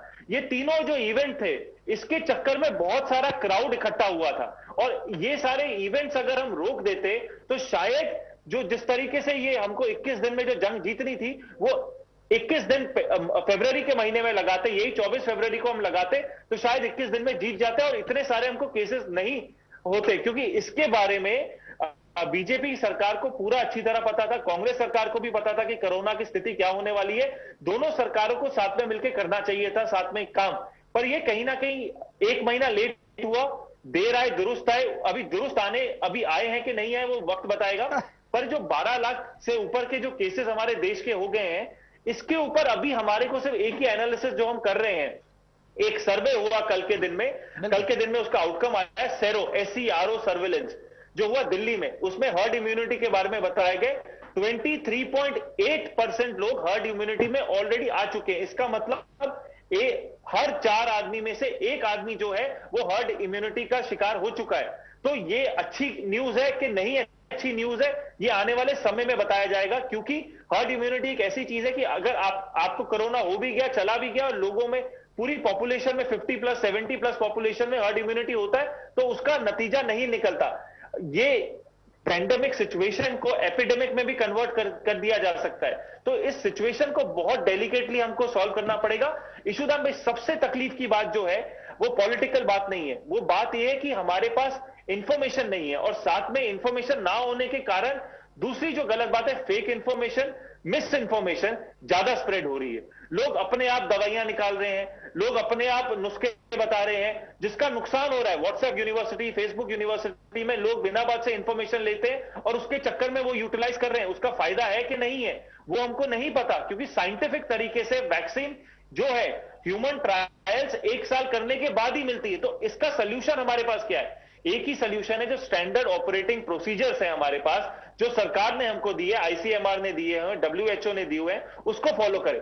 मास्क हम खुद पहने, सोशल डिस्टेंसिंग हम खुद रखें, तभी घर से बाहर निकलें जब जरूरत है, वरना ना निकलें। क्योंकि हम सिर्फ अपने आप को ही इसका शिकार नहीं बना रहे, हम अपने परिवार को भी इसका शिकार बना रहे, अपने पड़ोसियों को भी इसका शिकार बना रहे। तो ये समझदारी जो है हमारे खुद में आनी पड़ेगी। सरकार को जिम्मेदार हम जरूर ठहरा सकते हैं, पर पहली जिम्मेदारी हमारी खुद की है कि अब ये अवेयरनेस पूरी है। मैं ये नहीं बोल सकता कि देश में किसी को कोविड-19 के बारे में अवेयरनेस नहीं है। अवेयरनेस पूरी है, क्या हम बचना चाहते हैं कि नहीं, इसकी बात है। सरकार के ऊपर सवाल तो जरूर कभी भी हम पूछ सकते हैं, पर अपनी बात हमको करनी चाहिए। बहुत साची बात करी कि આપણે પણ થોડુંક જાગૃત થવાની જરૂર છે। અને અહીંયા મેં કીધું ને કે આપણે દાદાગીરી કરીએ, માણસ છે ને માણસની સામે દાદાગીરી બહુ કરે। હા, પણ જો ગીરના જંગલમાં એકલો નીકળી ગયો હોય ગમે એનો ડોન હોય યા મુંબઈથી આવ્યો હોય અને એમાં જો સાવજ કાકો સામે આવે તો એ સાવજ કાકાને સામે પાછો પડે નહીં હો. કારણ કે માણસ માણસની સામે દાદાગીરી કરી શકે સાહેબ, અને કોની સામે કરી શકે કે નાનો પશુ પક્ષી હોય તો એની સામે પાછો દાદાગીરી કરે, આપણો સ્વભાવ છે. એટલે જોજો તમે સબ ઇન્સ્પેક્ટર હોય પીએસઆઈ આમ દાદાગીરી કરતો કોન્સ્ટેબલ પર, સાહેબ આવે પીઆઈ સાહેબ એટલે ઉભા થઈ જાય, જી સર સર સર સર એટલે એસપી સાહેબ જી સર એવું થાય જરૂરી છે, પણ એ પ્રોટોકોલ કહેવાય. આમ પેલામાં દાદાગીરી નીકળી જાય મેં કીધું. એટલે આ બધી વાત છે. હવે ફોન લાઈન ખોલીશું, એટલે હવે તમે તૈયાર રહો. વિરામ બાદ તુરંત આવીએ છીએ, ફરીથી પાછો બ્રેક વચ્ચે લેશું. એટલે આ તમામ મુદ્દા ઉપર આપણે ચર્ચા કરવાની છે, એ ચાલુ રાખીશું. કારણ કે ક્યારેક ક્યારેક આવું પણ થાય, મજા આવે ને. પણ હવે મારા પેલા એડ વાળો હોય ને એ પાછા કે સુદાનભાઈ એડ લીધી નહીં તમે, એ પાછા ચાહકો. પણ મિતાલીબેન તમારી પાસે આવવા માંગુ છું કે જે રીતે આખી સ્થિતિમાં જેમ આપણે કોરોનાની ગતિથી વધી રહ્યા છીએ, ક્યારેક ક્યારેક હું કહેતો હોઉં છું કેન્દ્ર સરકારની હોય રાજ્ય સરકારની હોય મિટિંગો ચાલુ હશે, મિટિંગોમાં શું થતું હોય તો આપણે ખબર ન હોય, પણ એ મિટિંગો સહી દિશામાં જાય છે. કોરોના ઉપર ખરેખર આપણે કંટ્રોલ કરી શક્યા છીએ નહીં કરી શક્યા, ખરેખર સ્થિતિ શું છે આમાં ખબર નથી પડતી. કારણ કે આપણે વાત હતી કે 15 ઓગસ્ટથી સ્કૂલો ચાલુ કરીશું, પણ દિવાળી સુધી સ્કૂલો ચાલુ થાય એવી સ્થિતિ નથી. બીજું કે દિવસે ને દિવસે વધતું જાય છે. હવે પાછા બાળકોને પાછા ગામડે મોકલી દેવા કે નહીં એ પણ વધારે અત્યારે અવઢવમાં છે. હીરા ઉદ્યોગમાંથી ઘણા લોકો ભાગી ગયા પાછા ગામડે કે હવે ભાઈ આમાં પાછું આવવા જેવું છે નહીં. એટલે ખરેખર સિચ્યુએશન કેવા તરફ જઈ રહી છે? વેલ, આ વાયરસ જે છે એ આપણે બધા જ જાણીએ છીએ કે ખૂબ જ નવો છે, એના માટે બહુ ઇન્ફોર્મેશન છે નહીં, એટલે દિવસે દિવસે આપણે એના માટે કંઈકનું કંઈક નવું જાણીએ છીએ. અને એ રીતે ઇવન WHO પણ નોર્મ્સ બનાવે છે, કદાચ ICMR પણ એ બેઝિસ ઉપર આધાર રાખીને બનાવતા હોય. અને એ રીતે જેમ જેમ આપણને જાણકારી મળે છે એમ એમ આપણે શું પગલાં લેવા એ આગળ નિર્ણયો લઈએ છીએ. અને ઘણા લોકો વેક્સિન માટે પણ વેઇટ કરે છે ને એવી રીતે. બટ બીકોઝ આ વાયરસનું જે એક કેરેક્ટર છે કે એ ટ્રાન્સમિટ બહુ જ ફાસ્ટ થાય છે, એટલે એનો મતલબ છે કે સંક્રમિત બહુ ફાસ્ટ કરી દે છે. એના લીધે આપણે અગર પ્રિકોશન્સ નહીં લઈએ તો આ બીજાને પણ આપણે સંક્રમણ કરીશું અને આ જે ચેન છે વાયરસની એ આગળ વધતી જ જશે. એટલે આઈ થિંક જેટલું ગવર્મેન્ટનો ઓનસ છે આની અંદર કે અમુક નિયમો અને કાયદા એવા બનાવવા જોઈએ, એટલું ખાલી બનાવીને છૂટા નથી થઈ જવાનું, પણ એ બનાવીને એનું ઇમ્પ્લિમેન્ટેશન પણ કેટલું થાય છે. કારણ કે આજે કદાચ અહીંયા 500 રૂપિયાનો દંડ હશે કે ઝારખંડમાં 1 લાખ રૂપિયા દંડ હશે, હું તો કહું છું તમે કરોડ રૂપિયા દંડ રાખો, પણ એનું ઇમ્પ્લિમેન્ટેશન કેટલું થાય છે. તમે લાખ રૂપિયા પણ દંડ લેશો પણ રસ્તા પર લોકો એવા ને એવા જ ફરે છે અને એવી જ રીતે લાંચો આપીને કે વાત કરીને નીકળી જાય છે. આપણે એઝ અ લોકો તરીકે આપણે પણ એકબીજાને કહીએ તો લોકોને ગમતું નથી. આપણા દેશની આ બહુ મોટી વ્યથા છે કે આપણી વાંક હોય અને કોઈ આપણને પ્રેમથી પોઈન્ટ આઉટ પણ કરશે, કોઈ પાસરબાઈ હશે એ પોઈન્ટ આઉટ કરીને કહેશે કે ભાઈ તમે માસ્ક નથી પહેર્યું, આ રોંગ છે, તમારે પહેરવું જોઈએ, એટલે કે બેસ બેસ ડાયા કે તારું કામ કર. આ આપણા લોકોની અંદર જે વૃત્તિ છે ને એ બહુ જ નકારાત્મક છે ને એ બધાને જ લઈ ડૂબશે તમારી સાથે સાથે. એટલે તમે કોઈ બીજાને ડાયો કહીને બહાર કરી દેશો પણ કાલે તમે રોગ લઈને તમારા પરિવારજનોને બિલકુલ એને પાછો હોશિયારી એને પાછો હોશિયાર એટલે આપણે જે વધારે પડતી જ્યારે કે તમે એ જ વસ્તુ આજે આપણે ત્યાં આટલું બધું આપણે અવેરનેસ કરીએ છીએ, આઈ થિંક ઓલમોસ્ટ બધી જ ટીવી ચેનલ્સ પર એડવર્ટાઇઝમેન્ટ્સમાં કોરોના કોરોના કોરોના છે, પણ લોકોની અંદર એ પેસતું નથી. હજી પણ બધા વાત કરે છે પણ એના માટે જે પગલાં લેવાના છે એની જ્યારે વાત આવે ત્યારે બધા એને ખંખેરી નાખે કે ઠીક છે તો બધું ચાલ્યા કરે કે કોરોના ને બધું બહુ આવ્યું ને બહુ ગયું. આ જે એટીટ્યુડ છે ને એ બહુ રોંગ છે. જ્યારે કે તમે એ જ એટીટ્યુડ ડિફરન્સ લો, તમે ફોરેનમાં કોઈ વ્યક્તિને એક તો તમે જોશો નહીં, અગર સરકારે કીધું છે કે ભાઈ તમારે માસ્ક પહેરવા, સેનિટાઈઝરનો વાપર કરવો, સોશિયલ ડિસ્ટન્સિંગ રાખવું, અગર આ વસ્તુ કીધી છે તો લોકો એને પાળશે. પણ કદાચ એને નહીં પાળી હોય ને તમે એને પોઈન્ટ આઉટ કરીને કહેશો કે મેડમ કે સર કે ભાઈ તમે આ નથી પહેર્યું તો કેમ નથી પહેર્યું, તમને એવું જોઈએ તો અમે તમને આપી દઈએ, તો ત્યાં લોકોને શરમ આવશે કે હું આ નથી કરતો. અહીંયા છે એમને ગુસ્સો આવે છે, એમને ગમતું નથી. અને કલ્ચર ટૂંકમાં આપણે પોતાની જાતને પણ બહુ જ સુધારવાની જરૂર છે. આજે હું એવું માનું છું કે જે પણ સરકાર છે એ કોંગ્રેસ હોય, બીજેપી હોય, એનસીપી હોય, જે બી હોય, એ છે તો છેવટે તમારા જ પ્રતિનિધિ. એટલે તમારામાં બદલાવ નહીં આવે તો સરકાર પણ એવી ને એવી જ રહેશે. તમે જેવા છો એનું જ રિફ્લેક્શન સરકાર છે, એનું જ રિફ્લેક્શન સંવિધાન છે. ત્યાં જે લોકો બેઠા છે, જે તમારા બાબુઓ છે, એ ડેફિનેટલી ઘણી બધી વસ્તુઓમાં ખામીઓ છે. આપણે પોઈન્ટ આઉટ કરવા બેસીએ તો કેટલા મહામંથનો થઈ જાય, પણ તમે નહીં બદલાવ ત્યાં સુધી તમે બીજાની ઉપર આંગળી કરીને પોઈન્ટ આઉટ કરવાનો તમારી પાસે કોઈ હક નથી. એટલે ફર્સ્ટ ઓફ ઓલ પોતે જાતને બદલાવ. બીજી વાત છે કે જે આટલી મોટી મોટી ફાઇન્સ થાય છે, એના બદલે હું એવું પ્રપોઝ કરું કે તમે પણ અગર સરકારના લેવલ પર તમારે એવું બતાવવું છે કે તમે એકચ્યુઅલી જનતા માટે કન્સર્ન છો, તો જેમ આમને કીધું કે માસ્ક એક તો તમે ફ્રીલી અવેલેબલ કરી દો. જે પણ કોર્પોરેટ કે ઓફિસ કે દુકાનો, એમને કમ્પલસરી કરી દો કે એક ફ્રી માસ્કનો કિયોસ્ક રાખે. જેને જોઈતું હોય માસ્ક લઈને ત્યાં જાય. સરકાર તરફથી એને અવેલેબલ કરાવો. ઘણી કોન્ટ્રાસેપ્ટિવ સુવિધાઓ છે જે સરકાર તરફથી મફત મળે છે, જેમ છે કે કોપર્ટીઝ છે, કોન્ડોમ્સ છે. એવી રીતે તમે માસ્કને ફ્રીલી અવેલેબલ કરાવી દો. બહાર મશીન્સ મુકાવી દો કે તમે ₹1 નાખો ને માસ્ક આવે, તો લોકોને એક તો ઈઝી પડશે. બીજું, તમે 1 કિલોમીટર દર કિલોમીટરે સેનિટાઈઝર્સ અવેલેબલ હોય, ક્વોલિટી સેનિટાઈઝર્સ હોય, એના તમે બેરલ્સ મૂકી દો. જેમ આજ પહેલાના જમાનામાં પાણીની પરબો કરતા હતા લોક સેવા માટે, આજે પાણીની પરબના બદલે તમે સેનિટાઈઝરની પરબ કરો. તો જેનાથી શું થશે કે લોકોને તકલીફ નહીં પડે. કોઈના ઘરમાં કદાચ એવી વ્યવસ્થા ના હોય કે સેનિટાઈઝર અફોર્ડ કરી શકે, તો ત્યાં જઈને એક નાની બોટલમાં સેનિટાઈઝર એના ઘરે સુધી લઈ જઈ શકે. તો આવી વસ્તુ આપણે કરીએ, રાધર દેન એકબીજાની ઉપર પોઈન્ટ આઉટ કરીએ ₹1,00,000 ને ₹500 દંડ ને આ બધું હિટલરશાહીથી આ કામ નહીં થાય. આ જનજાગૃતિ લેવલથી. બિલકુલ, બહુ જ સાચી વાત કરી. જ્યાં પોલીસ ઊભી હોય ત્યાં માસ્કનો તમે ડગલો મૂકી દો. બીજી વસ્તુ કે આને સેન્ટ્રલાઇઝ કરવાના બદલે એને કમ્યુનિટી લેવલ પર તમે ડિસ્ટ્રીબ્યુટ કરી દો કે કમ્યુનિટીમાં એક વ્યક્તિ એની જવાબદારી લે અને એ વાતચીત કરીને આમાં અવેરનેસ બિલ્ડ કરે ને જનજાગૃતિથી કામ થાય. હિટલરશાહીથી તો આ નથી જ નહીં થવાનું. બરોબર છે. એનો અર્થ એ તો કે સોસાયટીના ચેરમેનો હોય, તમે જ્ઞાતિના આગેવાનો હોય, પછી જ્ઞાતિના આગેવાનો આમાં ઉપયોગમાં લેજો. આમાં તાજા તેતરનો કહેવાય, કારણ કે આ તો મફત છે ને, એટલે આમાં સારું કામ છે.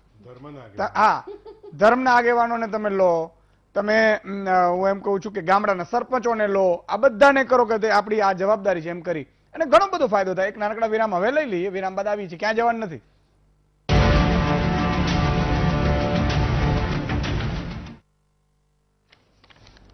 વિરામ બાદ દર્શક મિત્રો ફરીથી આપનું સ્વાગત છે. એકાદ દર્શક મિત્રને પણ લેશું, પણ પેલા હું મનસ્વીજી આપને લઈશ કે આ એક મહામારી આપણે સમજીએ છીએ છે. દરેક સ્ટેજે બધા લોકોએ બધું કરવું પડશે. જો કે આપણી ફિતરતમાં ક્યારેક નથી. આપણો સ્વભાવ પણ એવો છે કે એક ભાઈએ ભગવાન પાસે ભગવાન પ્રસન્ન થયા. આ ખાલી વાત છે, એવું સત્ય હકીકત નથી. પાછા કહેતા નહીં સુધનભાઈ. આ તો ખાલી આપણા સમજવા માટે આ કંઈક દાખલા ઉદાહરણ આપો પડે ને. એટલે જીતુભાઈ ભાઈને છે ને ભગવાન પ્રસન્ન થયા એટલે એને કીધું કે ભાઈ માંગ શું જોઈએ છે? તો કે પ્રભુ માંગુ તો માંગ, પણ એક વાત કે તું જે માંગીશ એ તારા પાડોશીને એટલું હું ડબલ આપીશ. એક આંખ લઈ લીધી. હા, એટલે ભાઈએ શું માંગ્યું ખબર? એ મારી એક આંખ ફોડી નાખો. બોલો, આ મને માંગવું ઘણું હતું, પણ એ કે મારી આંખ ફોડી નાખો. એટલે પાડોશી હાવ આંધળો થઈ જાય. એમ તમે વિચાર કરો, આવી માનસિકતા છે. તો મને શું છે, આ બધું તો સ્થિતિ છે, છતાં ક્યાં સ્ટેજે શું શું કરવું પડે. ईश्वर भाई देखिए, सबसे पहले तो मैं एक चीज कहना चाहता हूं कि किसी भी चीफ मिनिस्टर या हमारे प्राइम मिनिस्टर को इसके कोरोना के बारे में कोई क्रैश कोर्स नहीं मिला था. ये ऐसी आपदा है जो हमारे देश में पहली बार आई और दुनिया में पहली बार आई है. तो इसके जो सोल्यूशंस होंगे वो इनोवेटिव होंगे. पर एक चीज हमको जरूर समझ आती कि सोशल डिस्टेंसिंग एक बहुत बढ़िया तोड़ है. तोड़ नहीं है, पर एक देरी करने वाला सिचुएशन है जिससे हम लोग कोरोना से बच सकते हैं. पर इसके साथ मैं एक चीज कहना चाहता हूं, अब मार्च से लेकर अब तक हमारे पास 3 महीनों का एक सैंपल स्टडी हो चुका है कि कोरोना वायरस की डेप्थ क्या है, उसका कंटेजियस जो वो डिजीज है ये कैसे फैलता है, इसका ट्रेंड क्या है, सब हमको समझ आ चुका है. इसके साथ मैं एक चीज कहना चाहता हूं. देखिए, सिर्फ गुजरात की अगर मैं बात करूं कि हमारे पास 51,000 केसेस हमारे अब तक हुए हैं, 2,228 डेथ्स हुई हैं. तो मैं एक चीज कहना चाहता हूं, एक कमिटी अगर बने, मैं सिर्फ स्पेसिफिकली गुजरात की बात कर रहा हूं कि कमिटी ऑफ कमिटमेंट बने अगेंस्ट कोरोना क्राइसिस के ऊपर, जहां पे जो लोगों ने कोरोना के थ्रू अपनी जिंदगी बिताई है, ये 3 महीने जो इसके साथ शिकार हुए हैं कोरोना वायरस के, उनको क्या क्या तकलीफें आई, क्या क्या हमारी गुजरात सरकार की अच्छी चीजें थी, अच्छी चीजों को रिपीट करें, उसको डबल करें, और जो गलतियां थी, जैसे इंजेक्शन की हमारी बात हो या सप्लाई इंजेक्शन का कम हो या बेड्स की सिचुएशन हो, जो पीड़ित लोग हैं इनसे ही इंफॉर्मेशन लेते हुए हम एक सोल्यूशन ओरिएंटेड अप्रोच के ऊपर जाएं. क्योंकि जिनके साथ ये घटना घटी है उन परिवार से समझना हमको बहुत जरूरी है कि उस समय में हमारे पास रोज एक फोन आता है कि इंजेक्शन की कमी है, कौन सी फार्मास्यूटिकल, आपके पास तो लाखों फोन आते होंगे यशोदान भाई। ये सिचुएशन को सॉल्व करें कि ये एक ऐसी सिचुएशन है, अगर हम चाहे, जब हमारे घर पे आधे घंटे में खाना आ जाता है, जब हमारे घर में सेकेंड डे डिलीवरी मिल जाती है, तो इंजेक्शन जैसी जो लाइफ सेविंग ड्रग है, जो लाइफ सेविंग मेडिसिन है, वो क्यों हमारे पास शॉर्टेज हो रही है। इसमें मैं किसी को मैं ब्लेम गेम नहीं करना चाहता, क्योंकि मैं बिलीव करता हूं कि ये समय ब्लेम गेम का नहीं है, ये समय सोल्यूशन ओरिएंटेड का होना चाहिए कि सरकार, क्योंकि इसमें कमिटमेंट सरकार की चाहिए और साथ में कम्युनिटी की, टोटल गुजरात के लोगों की साथ में सहकार चाहिए सरकार को कि हम लोग मिलके कैसे सॉल्व करें। जब हमारे को प्रॉब्लम आइडेंटिफाई होगी ना यशोदान भाई, आपने कितनी बार महामंथन किया है, एक बार तो आपने स्पेशल महामंथन किया था, मुझे याद है, मैं खुद दर्शक था उस चीज का, इंजेक्शन के ऊपर। तो ये जो आपके महामंथन की एक कमेटी बने जहां पे हमारे को सोल्यूशन मिले, और बीजेपी के वरिष्ठ प्रवक्ता भी हैं, ये अगर बात वहां तक पहुंचे कि हमको लड़ना है, ये चीज क्लियर है कि ये हटना, इसको हटाना थोड़ा समय लगने वाला है, पर इसको लड़े, पर निडर होकर लड़े, एक साथ होकर लड़े और सोल्यूशन ओरिएंटेड बात करें कि ऐसा ना हो कि यार बिना बात से हमको विजय होना है कोरोना के खिलाफ, तो इसके लिए कैसे हम करें, क्योंकि उन परिवारों का जो दर्द है, मैंने खुद एक्सपीरियंस किया, हमारे एक मित्र को हुआ था, तो वो परिवार का जो दर्द है वो उस परिवार को ही पता है। हम सब मदद कर सकते हैं, पर किसी को भी भगवान करे ना हो, बेड की शॉर्टेज ना पड़े, और बेड का भी एक ऑनलाइन, जिस तरह कोविड का हमारी वेबसाइट है covid19.org, वैसे ही हमारी एक ऑनलाइन बेड्स की भी हो कि सरकारी बेड्स कितने हैं, प्राइवेट बेड्स कितने अवेलेबल है, कहां अवेलेबल है। जिस तरह आरोग्य ऐप में साथ में एक एक्स्ट्रा फीचर डाले कि जहां पे हमारे ब्लूटूथ से, मतलब हमारे जीपीएस से पता चले नियरेस्ट बेड हमारे पास कहां पे है, और जो दवाइयों की जो एसेंशियल दवाइयां हैं उसकी अवेलेबिलिटी, स्टॉक भी ऑनलाइन होना चाहिए यशोदान भाई। बस ये एक मैं चीज कहना चाहता था। धन्यवाद, आपने मेरे को पहले मौका दे दिया। नहीं, बहुत अच्छी बात है। और मैं तो ये भी कहूंगा कि प्रदेश प्रमुख की नियुक्ति हो या उनका सम्मान का कार्यक्रम हो, कल सूरत में बहुत बड़ी रैली है, बाद में करिए। नहीं, मैं ये कहता हूं रैली है। अब राजस्थान का मुख्यमंत्री लेटर लिखने में बिजी है प्रधानमंत्री को कि देखना भाई सरकार गिर न जाए, वैसे मध्य प्रदेश में हो चुका है। ये कोरोना महामारी के साथ आप लड़ रहे हैं या पॉलिटिक्स कर रहे हैं मुझे पता नहीं चला, लेकिन फिर भी खैर एक चीज बोल दूं यशोदान भाई, लास्ट जाते समय एक चीज बोल दूं। बोल दो, चलो 30 सेकंड, मुझे एक ब्रेक लेना। यशोदान भाई, हम ये जो कर रहे हैं ना राजनेता, मैं एक चीज कहना चाहता हूं, जो वोटर्स है ना शायद वो ही नहीं रहेंगे। आप सरकार बचाने की कोशिश कर रहे हो, आप सरकार चलाने की कोशिश कर रहे हो, आप पॉलिटिकल इवेंट्स कर रहे हो, शायद वोटर्स ही नहीं रहेंगे। आप जिनके सामने ये वीआईपी कल्चर दिखा रहे हो, जिनके साथ में आप ये पॉलिटिक्स जिनको दिखाते हुए कर रहे हो, जो आपको वोट करते हैं, आप उनके लिए कुछ करो।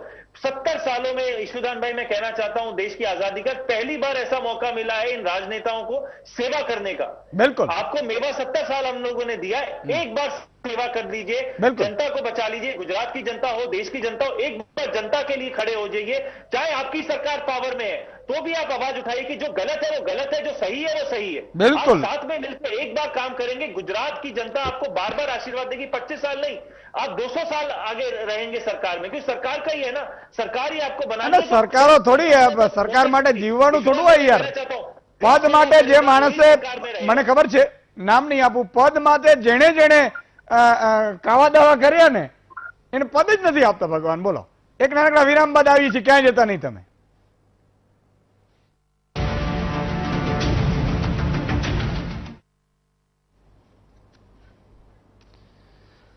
વિરામ બાદ દર્શક મિત્રો ફરીથી આપનું સ્વાગત છે। બેઠા છો ને, ભાગી નથી ગયા ને? હા, તો વાંધો નહીં।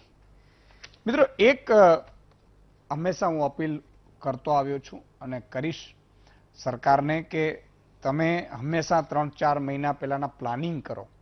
મગફળીનો આજે જ મેં વાવેતર માટેનું બધું પ્લાન મેં જોયું આખું, મેં કીધું ભાઈ કેવી છે મગફળી, શું છે મગફળીનું ઉત્પાદન સારું થશે, એના ભાવ મળી રહે એના માટે અત્યારથી કેટલાક દેશો સાથે વાત કરવી પડે સરકારના કૃષિ વિભાગે, એ કરી લે। કૃષિ અધિકારીઓ છે એ એકવાર ચેક કરી લે। કપાસના ભાવ અત્યારે પણ તમે વિચાર કરો, કેટલા લોકો ખેડૂતોના કપાસ ઘરમાં પડ્યું છે, 600 રૂપિયા કોઈ લેતું નથી। હવે ચાઇના સાથે ઝઘડો થઈ ગયો છે, આમ કરી નાખશું તેમ કરી નાખશું, એમાં એપો બંધ કરી આ નિકાસ બંધ થશે તો આ ભાવ ઉપર સીધી અસર પડશે। એટલે મારા વાળો, મારી આપને અપીલ છે કે એક એવો પ્રયાસ કરો, જો હંમેશા બુદ્ધિથી કામ લેવાનું, હથભરતમાં ક્યારે કામ નહીં લેવાનું। કોઈ એમ કે આમ કરી નાખો પાકિસ્તાન, અરે ભાઈ પાકિસ્તાન એની જગ્યાએ છે, પેલા આપણે એટલું સમૃદ્ધ બનો, આપણે એટલું। હવે તમે વિચાર કરો કે જો ચાઇના સાથે તમે બંધ કરો તો ચાઇનાના જે બીજા દેશોમાં છે એ આપણે પાછા ખોલવા પડે દરવાજા, નહીં તો અહીં હેરાન થઈ જશું આપણે, ભાવ નહીં મળે. એક મનોજભાઈ દર્શક મિત્ર છે જોડાયા છે. જી મનોજભાઈ.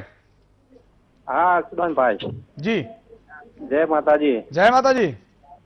હવે આ રાજકારણીઓ બધા રાજકારણ ખેલે છે કે પછી આ કોરોનાની વાત કરવા સમજે છે, એ જ નથી સમજાતું. ના ના, પણ આપણે ધીરે ધીરે ધીરે આપણે જાગૃતિ રાખજો, કારણ કે આપણા ઘરમાં ન આવવું જોઈએ આ કોરોના. એ તો બરાબર છે. મારો બીજો પ્રશ્ન છે, હા હવે હું હીરામાં છું, સુરત ડાયમંડમાં, બરાબર. હા હવે અત્યારે કારખાનું 15 દિવસ ત્યાં ચાલુ કર્યું હતું, તો એમાં મારે હવે જવું કે ન જવું એવો વિચાર થઈ જાય છે. બહુ સંક્રમણ આટલું બધું ભેગા 4 બેસાડે છે કે 2 બેસાડે છે? પેલા 4 બેસાડતા હતા, અત્યારે હવે 2 બેસાડે છે. હા, અને એક જ દિવસ જવાનું ને એક રજા ને એવું બધું ગોઠવે છે. હવે જવું પડે એવું ફરજિયાત છે. ના ના, એ આપણે રોજગારી તો રોટલો તો જ મળશે. હા, અહીંયાથી કોઈ કોઈના ખાતામાં છે ને 20 લાખ કરોડ માંથી મને નહીં લાગતું કોઈ પહોંચ્યું હોય, એટલે ખબર નહીં. એ બીજા થ્રુ હશે, એટલે બીજા થ્રુ એટલે કંપનીઓને આપશે, એટલે ડાયરેક્ટ આપણા ખાતામાં નહીં. એટલે આપણે તો આપણી રીતે મહેનત કરવી જ પડશે. બિલકુલ બિલકુલ. ખૂબ ખૂબ આભાર મનોજભાઈ. અરવિંદભાઈ જોડાયા છે. જી અરવિંદભાઈ. હલો સુદાનભાઈ, જય માતાજી. જય માતાજી. હવે મારે એ વાત કરવી છે, આપણા CR પાટીલ સાહેબ પ્રદેશ પ્રમુખ બન્યા છે, બરાબર. હા. તો હવે આ અત્યારે સુરતની અંદર 144 કલમ લાગુ છે. તો હવે એની કાલે રેલી નીકળવાની છે કે 1000 કાર સાથે કાફલો નીકળવાનો છે. તો એ લોકોને કોઈ સોશિયલ ડિસ્ટન્સ કે કોઈને નિયમ લાગુ પડતા નથી? વાત બહુ સાચી છે. કમલેશભાઈને કહીશ કે એ તમે મેસેજ પહોંચાડી દેજો. ખૂબ ખૂબ આભાર અરવિંદભાઈ. જો જનતા છે ને એ બિચારાના હાથમાં કાંઈ નથી, સમજતી બધું હોય. આપણે એમ કહીએ કે એવું નહીં. તમે વિચાર કરો, જનતાને એ ખબર હોય કે સુદાનભાઈ વાત કરે છે એ બરોબર છે કે નહીં એ ખબર હોય, અને ઘણા લોકો નીકળી પડેલા પોતાના જાતના કેટલાક એવા એને એ ખબર હોય કે આ ભાઈને આગળ જવું છે, એટલે બસ જનતાને બધી ખબર પડે, પણ એ કહી ન શકતી હોય. એટલે આપણે એમ નહીં સમજવાનું. ઘણા લોકો તો હા આંદોલનના અંતર બધી, પણ એ બધી વસ્તુ જનતાને ખબર પડતી હોય. હવે જીતુભાઈ તમારી પાસે આવવા માંગુ છું કે ઉપાય આનો કઈ રીતે જવું જોઈએ, શું કરવું જોઈએ, અને જનતા, સરકાર, અધિકારીઓ બધાએ એક રસ્તો કાઢવો પડે. પહેલા હમણાં સારું કીધું કે 18 રૂપિયાનું પેટ્રોલ 80 રૂપિયા, એટલે સરકાર જ જયારે લેતી હોય, હમકો તો અપનો ને લૂંટા કેરો મેં કહા ઇતના દમ થા. એટલે એમાંથી આપણે સરકાર પ્રજા જોડેથી અત્યારે ઓછું જેટલું બને એટલી રાહત આપો. અત્યારે એવું કહે કે સેના સરહદ પર લડેગી, સરકાર ચુનાવ લડેગી और પ્રજા કોરોના से લડેગી. આ વાતાવરણમાંથી આપણે બહાર નીકળી જવાનું છે. અને વાત એ છે કે આ કોરોનાની ચેનને તોડવા, આ બધા નહીતર સોનાની ચેન તોડવાનો સમય આવશે. સવાલ એ આવ્યો કે વધારેમાં વધારે ટેસ્ટ કઈ રીતે કરી શકાય. હવે હું ઉત્તર પ્રદેશનો એ રીતે થોડો એક વખાણ એટલા માટે કરી શકું કે ટ્રુ નેટ કરીને એક કંપની આપણી ગોવાની છે, જે પહેલા ટીબી માટે સાધનો બનાવતા એમાં થોડો ફેરફાર કરી અને 85 જિલ્લાની અંદર એના દ્વારા સ્ક્રીનિંગ કર્યું છે, જેની પોઝિટિવ રેટ 50% છે. પરંતુ જો એક એ રાજ્ય કરી શકતો હોય તો ગુજરાત શું કામ ટ્રુ નેટ દ્વારા સમગ્ર ગુજરાતમાં નથી કરાતું? આપણે લોકડાઉન કર્યું, પણ લોકડાઉન કર્યા પછી વચ્ચે માઇગ્રેશન નામે ખોલી નાખ્યું, એટલે આ શહેરોનો અને સારા વર્ગનો રોગ બધાએ ગામડામાં ગઈ, અને આજે ગામડાઓએ જે 2 મહિના પ્રતિબંધ મૂક્યો હતો એના બદલા આજે જો ગામડાઓ પસ્તાતા હોય અથવા તો એમાંથી સંક્રમિત થયા તો એનું કારણ એ આપણી અણઘડ નીતિ, ક્યાં તો પહેલા જવા દેવાતા ક્યાં તો નતા જવા દેવા, પરંતુ આ વચગાળાની નીતિએ આપણને તોડી નાખ્યા છે. હવે જે વાત આવે છે કે કઈ રીતે આ બધાએ ભેગા થવું, મારે કહેવું જોઈએ કે પહેલાના જમાનામાં બધા સાથે મળીને કરતા. આજ સુધી આ 4 મહિના સુધી ગુજરાતમાં સર્વપક્ષીય કોઈ બેઠક આ અંગે કોઈ મળી છે? મને ખબર નથી મળી હોય તો. કે આ અંગે ચર્ચા કરવા માટે સર્વપક્ષીય બેઠક, બધી જ સ્વયંસેવી સંસ્થાઓ, અને બેને જેમ કીધું કે આમાં દરેક સંસ્થા સેનિટાઇઝેશન માટે એક વિસ્તાર લઈ લે, માસ્ક માટે એક વિસ્તાર લઈ લે, અને આપણે બધી જ આપણી જવાબદારી જો વહેંચીશું તો જ મને એમ લાગે છે કે આમાંથી આપણે બહાર નીકળી શકીશું. અને કમલેશભાઈ એમ કહેતા હતા કે દંડ, અરે આ અધિકારીઓએ કોઈ પણ કારણ વિના કેટલાક ડાક્ટરોને 1.5 લાખ રૂપિયા દંડ કર્યો, અને નીચે કારણ લખે છે એપિડેમિક એક્ટ 1897. અરે ડાક્ટરો છે તો અત્યારે ગુજરાતની અંદર આ કાબુમાં છે, અને કહેવું જોઈએ કે 2.1% જ્યારે મૃત્યુ દર હોય ત્યારે હિન્દુસ્તાનની અંદર ડાક્ટરો 9% ગુજરી રહ્યા છે. એનું કારણ શું છે? કારણ કે પોતાની ફરજ બજાવતા બજાવતા જ્યારે સંક્રમિત થાય છે ત્યારે પરિવારની શું દશા થાય છે. એટલે કમસે કમ આ અધિકારીઓને મારે એમ કહેવું છે, પહેલા નોટિસો આપી હતી, પછી દવાખાના બંધ કરવાની નોટિસો આપી, પછી ધમકીઓ આપી, અને હવે આ દંડ કરો છો. ક્યાં સુધી આ અધિકારી રાજ આપણે ચલાવવાનું છે? એટલે હું કહું છું કે તબીબી વ્યવસાય સાથે જોડાયેલ અને મેડિકલ એસોસિએશન સાથે સંકલન ચાલે છે, એને વધારે સારી રીતે કરી અને આમાં અધિકારીઓને એમના વહીવટી સિવાયમાંથી જે કંઈ તબીબી વસ્તુની વાત છે એનો સંપૂર્ણ જવાબદારી તબીબો ઉપર મૂકી દે તો હું તમને ખાતરી આપું છું કે આ પક્ષાપક્ષીથી દૂર રહી અને પ્રજાને આમાંથી બહાર કાઢવાની છે. આપણે પ્રજાના ભાગ છીએ, એક પક્ષમાં છીએ કે બીજા પક્ષમાં છીએ, પરંતુ એના સાથે મળી અને નિર્ણયને જો સાથે વધાવી લઈશું તો આવનારા સમયની અંદર ગુજરાતને આપણે કોરોના મુક્ત કરી દઈશું. પરંતુ એના માટે આપણે આ બધું જ કરવું પડશે. એકલું એમ માને કે અમે જ બધું કરી નાખીશું અને બાકી બધા ટીકા કરે છે તો પોલિટિકલ પાર્ટીએ એક પક્ષ ચલાવે છે, કોઈ ભજન મંડળી નથી ચલાવતા.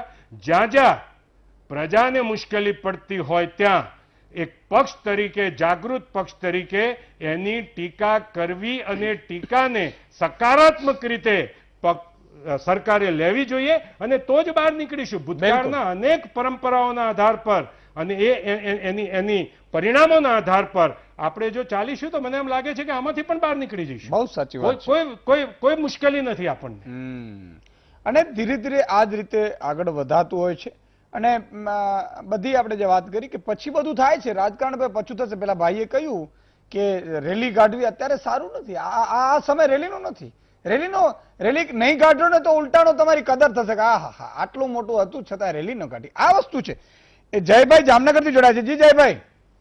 નમસ્કાર ઈશબાનભાઈ. નમસ્કાર સાહેબ. આપણે આ ભાજપ વાળા ને કોંગ્રેસ વાળા, ભાજપ વાળા એમ કે આ લોકોએ આમ કર્યું કોંગ્રેસ વાળાએ, એટલે એને ખોટું કર્યું, તમને ખોટું કરવાનું લાયસન્સ મળી જાય સાહેબ. અમે મોદી સાહેબ માથા ઉપર બેહાડ્યા છે. આવી રીતે થોડું હોય સાહેબ. તમે યાર જરાક જુઓ, ધ્યાન રાખો બાપા. તમારો દર્દ છે, દર્દ પહોંચી ગયું છે અને ભાજપના નેતાઓ પણ જોઈ રહ્યા છે, એને પણ ખબર છે. હવે એક નાનકડા ફરીથી વિરામ થયો છે. વિરામ બાદ હું ફરીથી બાકીના મહાનુભાવો પાસે પણ જઈશ અને ફોન લાઈન તો ખુલ્લી જ છે, તમારે ક્યાંય જવાનું નથી એ વાત. વિરામ.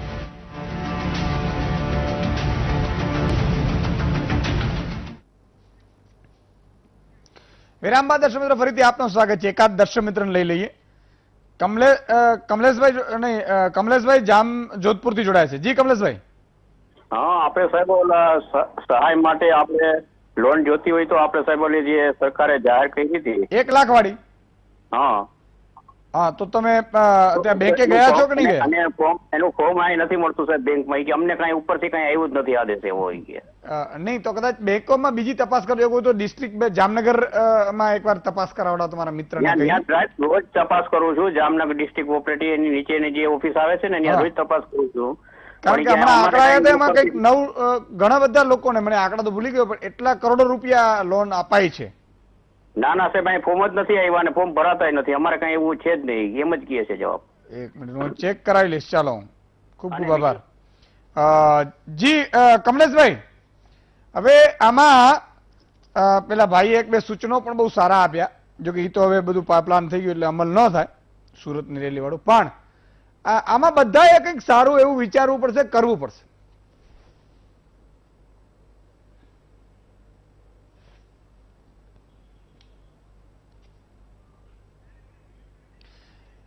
કમલેશભાઈ તમે મ્યુટ કરી દીધું છે. મ્યુટ, તમારો અવાજ મ્યુટ છે. હાજી હાજી. હા, હવે આવ્યું. ઈશબાનભાઈ, તમારા આખા કાર્યક્રમમાં ઘણીવાર હું સાંભળતો હોઉં છું અને ફરીવાર રાત્રે પણ રિપીટ થતું હોય ત્યારે ખાસ સાંભળતો હોઉં છું, બીજા કોઈની ડિબેટ હોય તો. Thank you. આજે મને તમારી વાત એટલા માટે સાચી બહુ લાગી કે તમે એવું કીધું ગીરના જંગલમાં ગયા હોય અને વાઘ સામે આવ્યો હોય, બધા શેર સામે આવ્યો હોય તો શું થાય છે. ખરેખર કોરોનાની અંદર અત્યારે પરિસ્થિતિ એવી થઈ છે, ભલભલા લોકોની જે ડાપણ હતું એ ડાપણ પણ ઓગળી ગયું છે. આદરણીય નરેન્દ્રભાઈ મોદી જયારે પોતાનું પહેલું પ્રવચન આપ્યું અને 3-4 વાર હતા, 7 વાર હાથ જોડતા હતા, ત્યારે લોકો કહેતા હતા કે આ કેમ આવી રીતે વાત કરે છે, ત્યારે એની ગંભીરતા લોકો સમજતા નતા. અને હું કોંગ્રેસના મિત્રને એમ કહું છું કે ચોક્કસ તમે પોઝિટિવ સૂચનો કરો, અમને કોઈ વાંધો નથી, પરંતુ જયારે સૌથી પહેલા લોકડાઉન કરવામાં આવ્યું ત્યારે એ જ લોકો કહેતા હતા કે લોકડાઉન કેમ કર્યું, લોકડાઉન કર્યા પછી બીજું કઈ આગળ વાત કરી તો તરત વિરોધ કર્યો. ડોક્ટરોને કઈ કામ કર્યું તો ડોક્ટરોને જયારે ડોક્ટરો ઉપર જે લોકો થૂકતા હતા એને સમર્થન આપ્યું, જે લોકો ડોક્ટરો ઉપર પથ્થર મારતા હતા એને પ્રોત્સાહન આપ્યું, એનાથી એક સ્ટેપ આગળ પોલીસ વાળાને જે મારતા હતા, પોલીસ ઉપર હુમલો કરતા હતા એમને એ લોકોએ સમર્થન આપ્યું. શ્રમિકોની વાતમાં આવ્યું તો ત્યાં બી સવારે કઈક જુદું બોલવાનું, ડિબેટમાં આવીને જુદું બોલવાનું, આ દરેક વસ્તુ લોકો સાંભળે છે. અને આપણે ટીકા કરવી બહુ ગમતી હોય છે સાહેબ, અને હ્યુમન સાયકોલોજી છે ઈશુદાનભાઈ, તમારી ને મારી સાયકોલોજી છે કે ટીકા સાંભળવી પણ બહુ ગમે છે.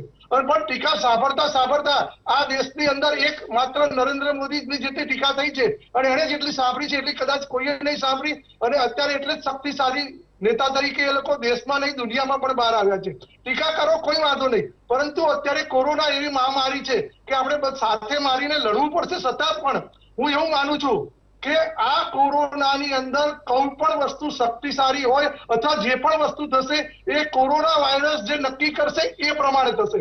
કોઈ સરકાર નક્કી કરશે, કોઈ વસ્તુ નક્કી કરશે તો આપણને કોઈ બચાવી નહીં શકતું. આપણને બચાવશે તો આ કોરોના વાયરસ જ બચાવશે. હા, જેમ કે અમદાવાદની અંદર એની જે સક્રિયતા હતી, તીક્ષ્ણતા હતી, એની જે એક્ટિવનેસ હતી એ થોડી મંદ પડી છે, અને મંદ પડવાના કારણે અત્યારે ડોક્ટરો બી અવેર થઈ ગયા છે. પહેલા ચોક્કસ જીતુભાઈની વાત સાથે હું સંમત છું કે પહેલા ડોક્ટરને પણ ખબર નથી હતી ટ્રીટમેન્ટ લાઈન શું છે. અત્યારે દરેક ડોક્ટર, નાનો ડોક્ટર થી માંડી મોટા ડોક્ટરને પણ ખબર પડી ગઈ છે કે કોરોના સામે કેવી રીતે લડવાનું, પહેલા દિવસે શું કરવાનું, હોમ ક્વોરન્ટાઇન કેવી રીતે થવાનું, પેશન્ટોને બી ખબર પડી ગઈ છે. ડોક્ટરને line of the treatment, ventilator ઉપર પેશન્ટ જાય તો એને કેવી રીતે ઝડપથી બહાર કાઢવા, આ બધી જ લાઈન ઓફ ધ ટ્રીટમેન્ટ ખબર પડી ગઈ છે. એટલે ચોક્કસ આવનારા દિવસોની અંદર આપણે કોરોનાનો જંગ સહેલાઈથી જીતી શકીશું. પરંતુ જો ટીકા જ કરવી છે તો પછી શું થાય? હમણાં જેવું કીધું કે ત્રણ ચાર કોંગ્રેસના ધારાસભ્યો એવું કીધું કે ફરીથી લોકડાઉન લાવો. અને જયારે લોકડાઉન હતું ત્યારે કોઈએ એને સમર્થન ના આપ્યું, એ લોકોએ એનો વિરોધ કર્યો, અને હવે જયારે જરૂર નથી, હવે લોકડાઉનનો કોઈ અર્થ નથી, ત્યારે પાછું ફરીથી એવું કહે છે લોકડાઉન કરો. ચોક્કસ હું એવું કહું છું કે લોકો અવેરનેસ આવે, SMS જે મેં કીધું એનું પાલન થાય, આપની જે વાતો છે ટીવી ઉપર એનું પાલન કરે, આપની જે વ્યંગ છે, ચોક્કસ તમારા વ્યંગ છે, દિલમાં આમ લાગે એવા વ્યંગ છે, પણ સાચા હોય એ સાચા જ હોય, એમાં ઈશુદાનભાઈ સ્વીકારવું જ પડે, એમાં કોઈ બેમત નથી. કદાચ વ્યક્તિગત રાજનીતિ સાથે હું કોઈ જોડાયેલો હોય અને ભાજપની ટીકા થાય તો મને ન ગમે, પરંતુ જે સાચું છે એ સાચું જ છે, અને એ સ્વીકારીને તમે ચાલીએ છીએ. આપનું સૂચન હોય, જીતુભાઈનું સૂચન હોય, દિલીપભાઈનું સૂચન હોય, આપણે સ્વીકારીએ છીએ. અને એટલે હું કહું છું કે ટીકા છોડીને જો સાથે રહીને કામ કરીશું, સવારે કઈક જુદું બોલીશું, બપોરે કઈક જુદું બોલીશું, ડિબેટમાં આવીને કઈક જુદું બોલીશું, તો ચોક્કસ કદાચ સામેના વ્યક્તિને આપણે પાડી પણ દઈશું, પરંતુ એનો કોઈ કોરોનાને પાડી નહીં શકીએ. કોરોના તો આ મત્સ્ય ન્યાય કોરોના છે. મત્સ્ય ન્યાય તમે ચાણક્યમાં મત્સ્ય ન્યાય જાણ્યો હશે કે માછલી, નાની માછલી મોટી માછલીને ખાય છે, મોટી માછલી અનાદર કરતા ભોગાય છે, અંતે કોઈનો અહંકાર ક્યાંય ચાલતો નથી, અને એનાથી ઉપર વાળો કોકને કોક તો હોય જ છે. એટલે ક્યાંય ને ક્યાંય તમે કદાચ અત્યારે આપણે બહુ ડાપણ કરતા હોઈએ, પરંતુ ક્યારે કોરોના થાય છે ત્યારે ખબર પડે છે. બિલકુલ, બહુ સાચી વાત કરી કમલેશભાઈએ. કેવું થાય છે એટલે ઈશુદાનભાઈ ચોક્કસ આપની શૈલી પણ બહુ સરસ છે. ઓલી ડાયરામાં બેઠા હોય એવી રીતે લાગે. હું તો એક પ્રયાસ કરું છું કે આપણી ભાષામાં આપણે વાત મૂકીએ અને આપણા લોકોની વચ્ચે મૂકીએ. આવનારા દિવસોમાં ચોક્કસ આપણે કોરોનાનો જંગ સાથે મળીને જીતીશું. એમાં મને વિશ્વાસ છે. અમદાવાદમાં જે થયું છે સુરતમાં પણ એવું થશે, અને દુનિયા દેશ. બિલકુલ. એક નાનકડા વિરામનો સમય થયો છે, પછી હું પાછો મહાનુભાવો પાસે આવું છું. પણ જેમ કમલેશભાઈએ કીધું કે જો એક વસ્તુ છે, હું આપણે અહીંયાથી જે પણ કહીએ છીએ ને સાહેબ, એ બધા મિત્રો છે મારા, છતાંય હું એટલા માટે કહું છું કે આ બહુ જરૂરી છે આપણા ભાવિ પેઢી માટે. ઘણા લોકોને એમ કીધું, બહુ સાચી વાત કરી કમલેશભાઈ, બહુ ઉદારતાથી કીધું કે ભાઈ ભાજપના કેટલાક હોય ને કેટલીક વસ્તુ મને ગમતી ન હોય, પણ સાચું હોય હકીકત છે. એમ કોંગ્રેસને કહેતા હોય કોંગ્રેસને ન ગમતી હોય. સાહેબ કોકે તો કહેવું પડશે ને. સવાલ એ છે, આજે ચાટું આપણે બહુ કરી શકીએ છીએ, પણ સત્ય છે ને એ કહેવું કહેનાર કોઈ નથી. અને એટલા માટે મારી જવાબદારી, વીટીવીની જવાબદારી બહુ વધી જાય છે સાહેબ. અને એટલા માટે જ આપણે, અને સલાહકારો છે ને એ સલાહકારો હોય તો એ કડવા રાખવાના હંમેશા. મિત્રો છે 100 ભલે હોય, પણ એક કડવો હોવો જોઈએ જે તમને સાચી વસ્તુ કહી શકે. એટલે સરકાર હોય, વિપક્ષ હોય, ને બહુ ખેલદિલીથી તમે સ્વીકારો છો, એનો પણ મને આનંદ છે. અને સુધાર કરવાનો હોય તો કરો છો, એનો પણ મને આનંદ છે. એટલે અને અભિનંદન આપું છું જ્યારે ત્યારે. એટલે વિરામ બાદ તુરંત મળી છે, ક્યાં જતા નહીં.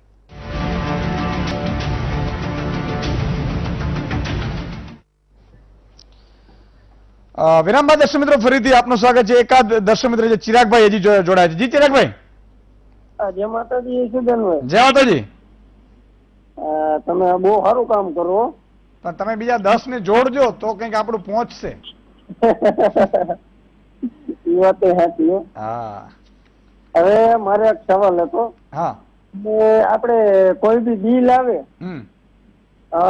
ઈ બિલ આવ્યા પેલા કોક માગે કેવી રીતના દેવું? મોટા બેઠા તમે પૂછો કે મને ગુજરાત ગેસ વાળા ફોન કરે કીધું ના કે મને મારી પાસે રેકોર્ડિંગ ને કે તમારે સાંભળવું તો સંભળાવું એમ કઈ. ઈ એમ કે કાલથી કે 10 ફોન આવશે. મેં કે કઈ વાંધો નહીં, હો આવે તો હું ઉપાડવા તૈયાર હોઉં. માંગી જ ન શકે બિલ, પેલા તો ન માંગી શકે. હા, બિલ આવ્યું નથી. તમે છે ને તમે પુરવઠા અધિકારીનો સંપર્ક કરજો. કયા જિલ્લામાંથી બોલો છો? રાજકોટ જિલ્લામાં. રાજકોટ જિલ્લા પુરવઠા અધિકારીનો પેલા બેન છે કોઈ, એનો સંપર્ક કરજો. અને એ લોકો સોલ્વ ન કરી શકે તો પછી તમે મને જાણ કરાવજો. કોઈ ચિંતા નહીં, મારી રાજકોટની ટીમ છે. ખૂબ ખૂબ આભાર. દિલીપભાઈ, એન્ટીબોડી બને તો જ સંક્રમણ ફેલાવો અટકાવવાના ચાન્સ વધારે છે. કઈ રીતનો આપણે જોઈ રહ્યા છીએ? બરાબર છે. જેમ આપણે આ ડિબેટ શરૂ થઈ ત્યારે પહેલી વસ્તુ આની પર ચર્ચા આવી, પછી ડિબેટ ઘણી આગળ પાછળ ખસતી ગઈ.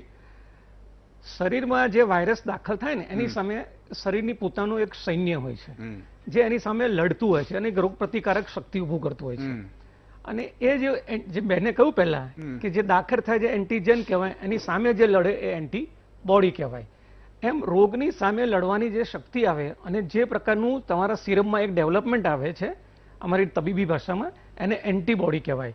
કે જે આવનારા વાયરસની સામે લડી લે છે. સામાન્ય સંજોગમાં એવું થાય છે કે એકવાર એક વાયરસનું ઇન્ફેક્શન લાગી ગયું, એની સામે એક એન્ટીબોડી ડેવલપ થઈ ગયું, એ તમારી બોડીમાં પરમેનન્ટ એ રહી જાય છે. એની એક ઇમ્પ્રેસ આપણે જે કહેવાય ને પેલું બારકોડિંગ થઈ જાય છે એ રીતે. એટલે જ્યારે ભવિષ્યમાં પણ જો આ પ્રકારનો વાયરસ આવે તો તમારું શરીર નથી ટેવાયેલું છે, માટે વાયરસની અસર તમને થતી નથી. અને ભૂતકાળમાં આપણે જે કોઈ રોગ ઉપર જીત્યા છીએ, પોલિયો હોય અથવા બીજા વાયરલ ઇન્ફેક્શન હોય કે ડિપ્થેરિયા, એ બધાની સામે આપણને આ એન્ટીબોડી ડેવલપ થયું અને આપણને ઉપયોગી થયું છે. પણ એ બધા વાયરસ સાદી ભાષામાં કહું તો થોડાક તયાગ્રહ હતા અને એની આપણને પેટર્ન ખબર હતી, માટે સાયન્ટિસ્ટો એની એક્ઝેક્ટ ટ્રીટમેન્ટ શોધી શક્યા, એની વેક્સિન બનાવી અને આપણા બોડીમાં એક એન્ટીબોડીનું ડેવલપમેન્ટ થયું. આ બહુ નટોરિયસ વાયરસ છે. આના અંગેની સાચી સમજણ આપણા બધા જ, જેમ તબીબોએ કહ્યું, જીતુભાઈએ કહ્યું, કમલેશભાઈએ કહ્યું, બેને કહ્યું કે કયા પ્રકારનો વાયરસ છે આની આપણે જાત નથી ઓળખી શક્યા. એટલે આના સામે એન્ટીબોડી એટલે વેક્સિન બનાવી એ હાલના તબક્કે અઘરું છે. બીજું એટલી બધી વેરાયટી છે, કદાચ આજે એક વાયરસ આવી ગયો એની એક પ્રકારનો આ વાયરસનો જ એની સામે બની ગયું, પણ 3-4 મહિના પછી પાછો એ જ વાયરસની એક જુદી જાત આવે છે, એ આપણામાં આવી તો પાછું એની એન્ટીબોડી ક્યાંથી લાવવું? અને ફેરવતો રહે છે પાછો. બરાબર છે. અને વેક્સિન મને લાગે છે કે 21 પહેલા નહીં આવે એવી શક્યતા છે. આંતરરાષ્ટ્રીય લેવલે આટલું બધું રિસર્ચ ચાલી રહ્યું છે, છતાં આપણા હાથ અમુક જગ્યાએ બંધાયેલા છે. એ આપણા માટે મોટી વિષય. 20 સેકન્ડ જીતુભાઈ કંઈ કહેવા માંગતા હતા? ડોક્ટર રાજગોરે એમ કીધું કે તમે લોકડાઉનનો વિરોધ કર્યો નથી. 30મી જાન્યુઆરીએ જ્યારે પહેલો કેસ કેરાલામાં આવ્યો ત્યારે 12મી ફેબ્રુઆરીએ રાહુલ ગાંધી અથવા અમારી પાર્ટીએ કીધું હતું કે ભાઈ આના પગલાં લો. પરંતુ માણસનું કોરોનાથી દુઃખદ ક્યારેક અવસાન થાય અને પછી ટોસલી જુમેબ મળે તો એનો કોઈ અર્થ નથી. આ તમારા હાઉડી મોદી કે હાઉડી ટ્રમ્પ કે નમસ્તે ટ્રમ્પ કાર્યક્રમ જો અટકાવ્યો હોત, આ તો પાસપોર્ટથી આવેલો રોગ હતો ને રેશન કાર્ડ એનું ભોગવી રહ્યું છે. એટલે જો લોકડાઉન કરવું હતું તો એ વહેલું કરવું હતું. પહેલા બધો રોગ અંદર પ્રસરી ગયો અને પછી લોકડાઉન કર્યું. એટલે ક્યારેય કોઈ ડોક્ટરોનો કોઈએ વિરોધ કર્યો નથી. હા, પોલીસ તંત્રે કોઈક આ પેલા બિચારા શ્રમજીવીઓ પોતાના ઉઘાડા પગે જેના પગે માર્યા છે તો 100% એનો વિરોધ કર્યો છે. કારણ કે આખરે એ ગરીબ માણસો ઉપર અત્યાચાર ન સહન કરી શકાય. બાકી જ્યાં સુધી સમજી લો કોઈ ડોક્ટરોનો વિરોધ નથી કર્યો. ડોક્ટરોનો પક્ષ મૂકવા હું જ આવું છું. હું હંમેશા આ જ ડિબેટમાં આવું છું. તમે અત્યાર સુધીનું જોઈ લો. એટલે ખોટી બધી અસત્ય વારે ઘડીએ બોલવાથી એ સત્ય થતું નથી. એ બકરી લઈને નીકળતા હોય છે. તમારા નરેન્દ્રભાઈ તમારા નરેન્દ્રભાઈ એ બધા એ બધી વાતો કાઢી નાખો. એ ખાલી ખાણા ચલાવવાનું બંધ કરી દો. જે સત્ય રહે છે. તમારી અણઆવડતના કારણે આ દેશની અંદર કોરોના ફાટી નીકળ્યો છે. પરંતુ હવે અણઆવડતને સુધારી અને ફરી આપણે આવવું પડશે. બાકી આવી વાહિયાત વાતો કરવાથી ક્યારે તમે આના ઉપર કાબુ નહીં મેળવી શકો. બિલકુલ. આટલી વાત સમયનો અભાવ છે એટલે જીતુભાઈ, કમલેશભાઈ, દિલીપભાઈ, મિતાલીબેન અને મનસ્વીજી પાંચે પાંચ મહાનુભાવો દર્શક મિત્રો જોડાય ન જોડાઈ શકે એમનો પણ ખૂબ ખૂબ આભાર. મિત્રો, એક ઉદ્દેશ્ય આપણો હંમેશા રોજે રોજ રહે છે અને હું એકાદ અપીલ પણ કરું છું. અત્યારે જગદીશભાઈ જે અમેરિકાથી આમ બિચારાને એમણે વાયા મેસેજ કરાવ્યો કે એક અપીલ એમણે કરી છે કે કોઈ પણ અમીર માણસ 10 માસ્ક સાથે લઈને નીકળે અને સાહેબ એ જ્યાં જ્યાં જરૂરિયાત છે ત્યાં આપો, માસ્કનું વિતરણ કરો. જેમ મિતાલીબેને વાત કરી કે હવે એ જેમ છાસ આપણે વેચતા હતા એવી રીતે ચાલુ કરો સેનેટાઈઝર. આ બધું બહુ જરૂરી છે અને તો જ આપણે બચી શકશું. સરકાર પણ અને હવે આગેવાનો પણ આવે 25-50 કરોડ ભેગા કરો પાછા અને થોડુંક એ બધું થાય તો બહુ આનંદના સમાચાર મળે. આપણે આજે બસ આટલું જ. આવતીકાલે ફરીથી મળીશું વધુ સમાચાર માટે. જુઓ મિથુન સાથે વાયરલ ખબર.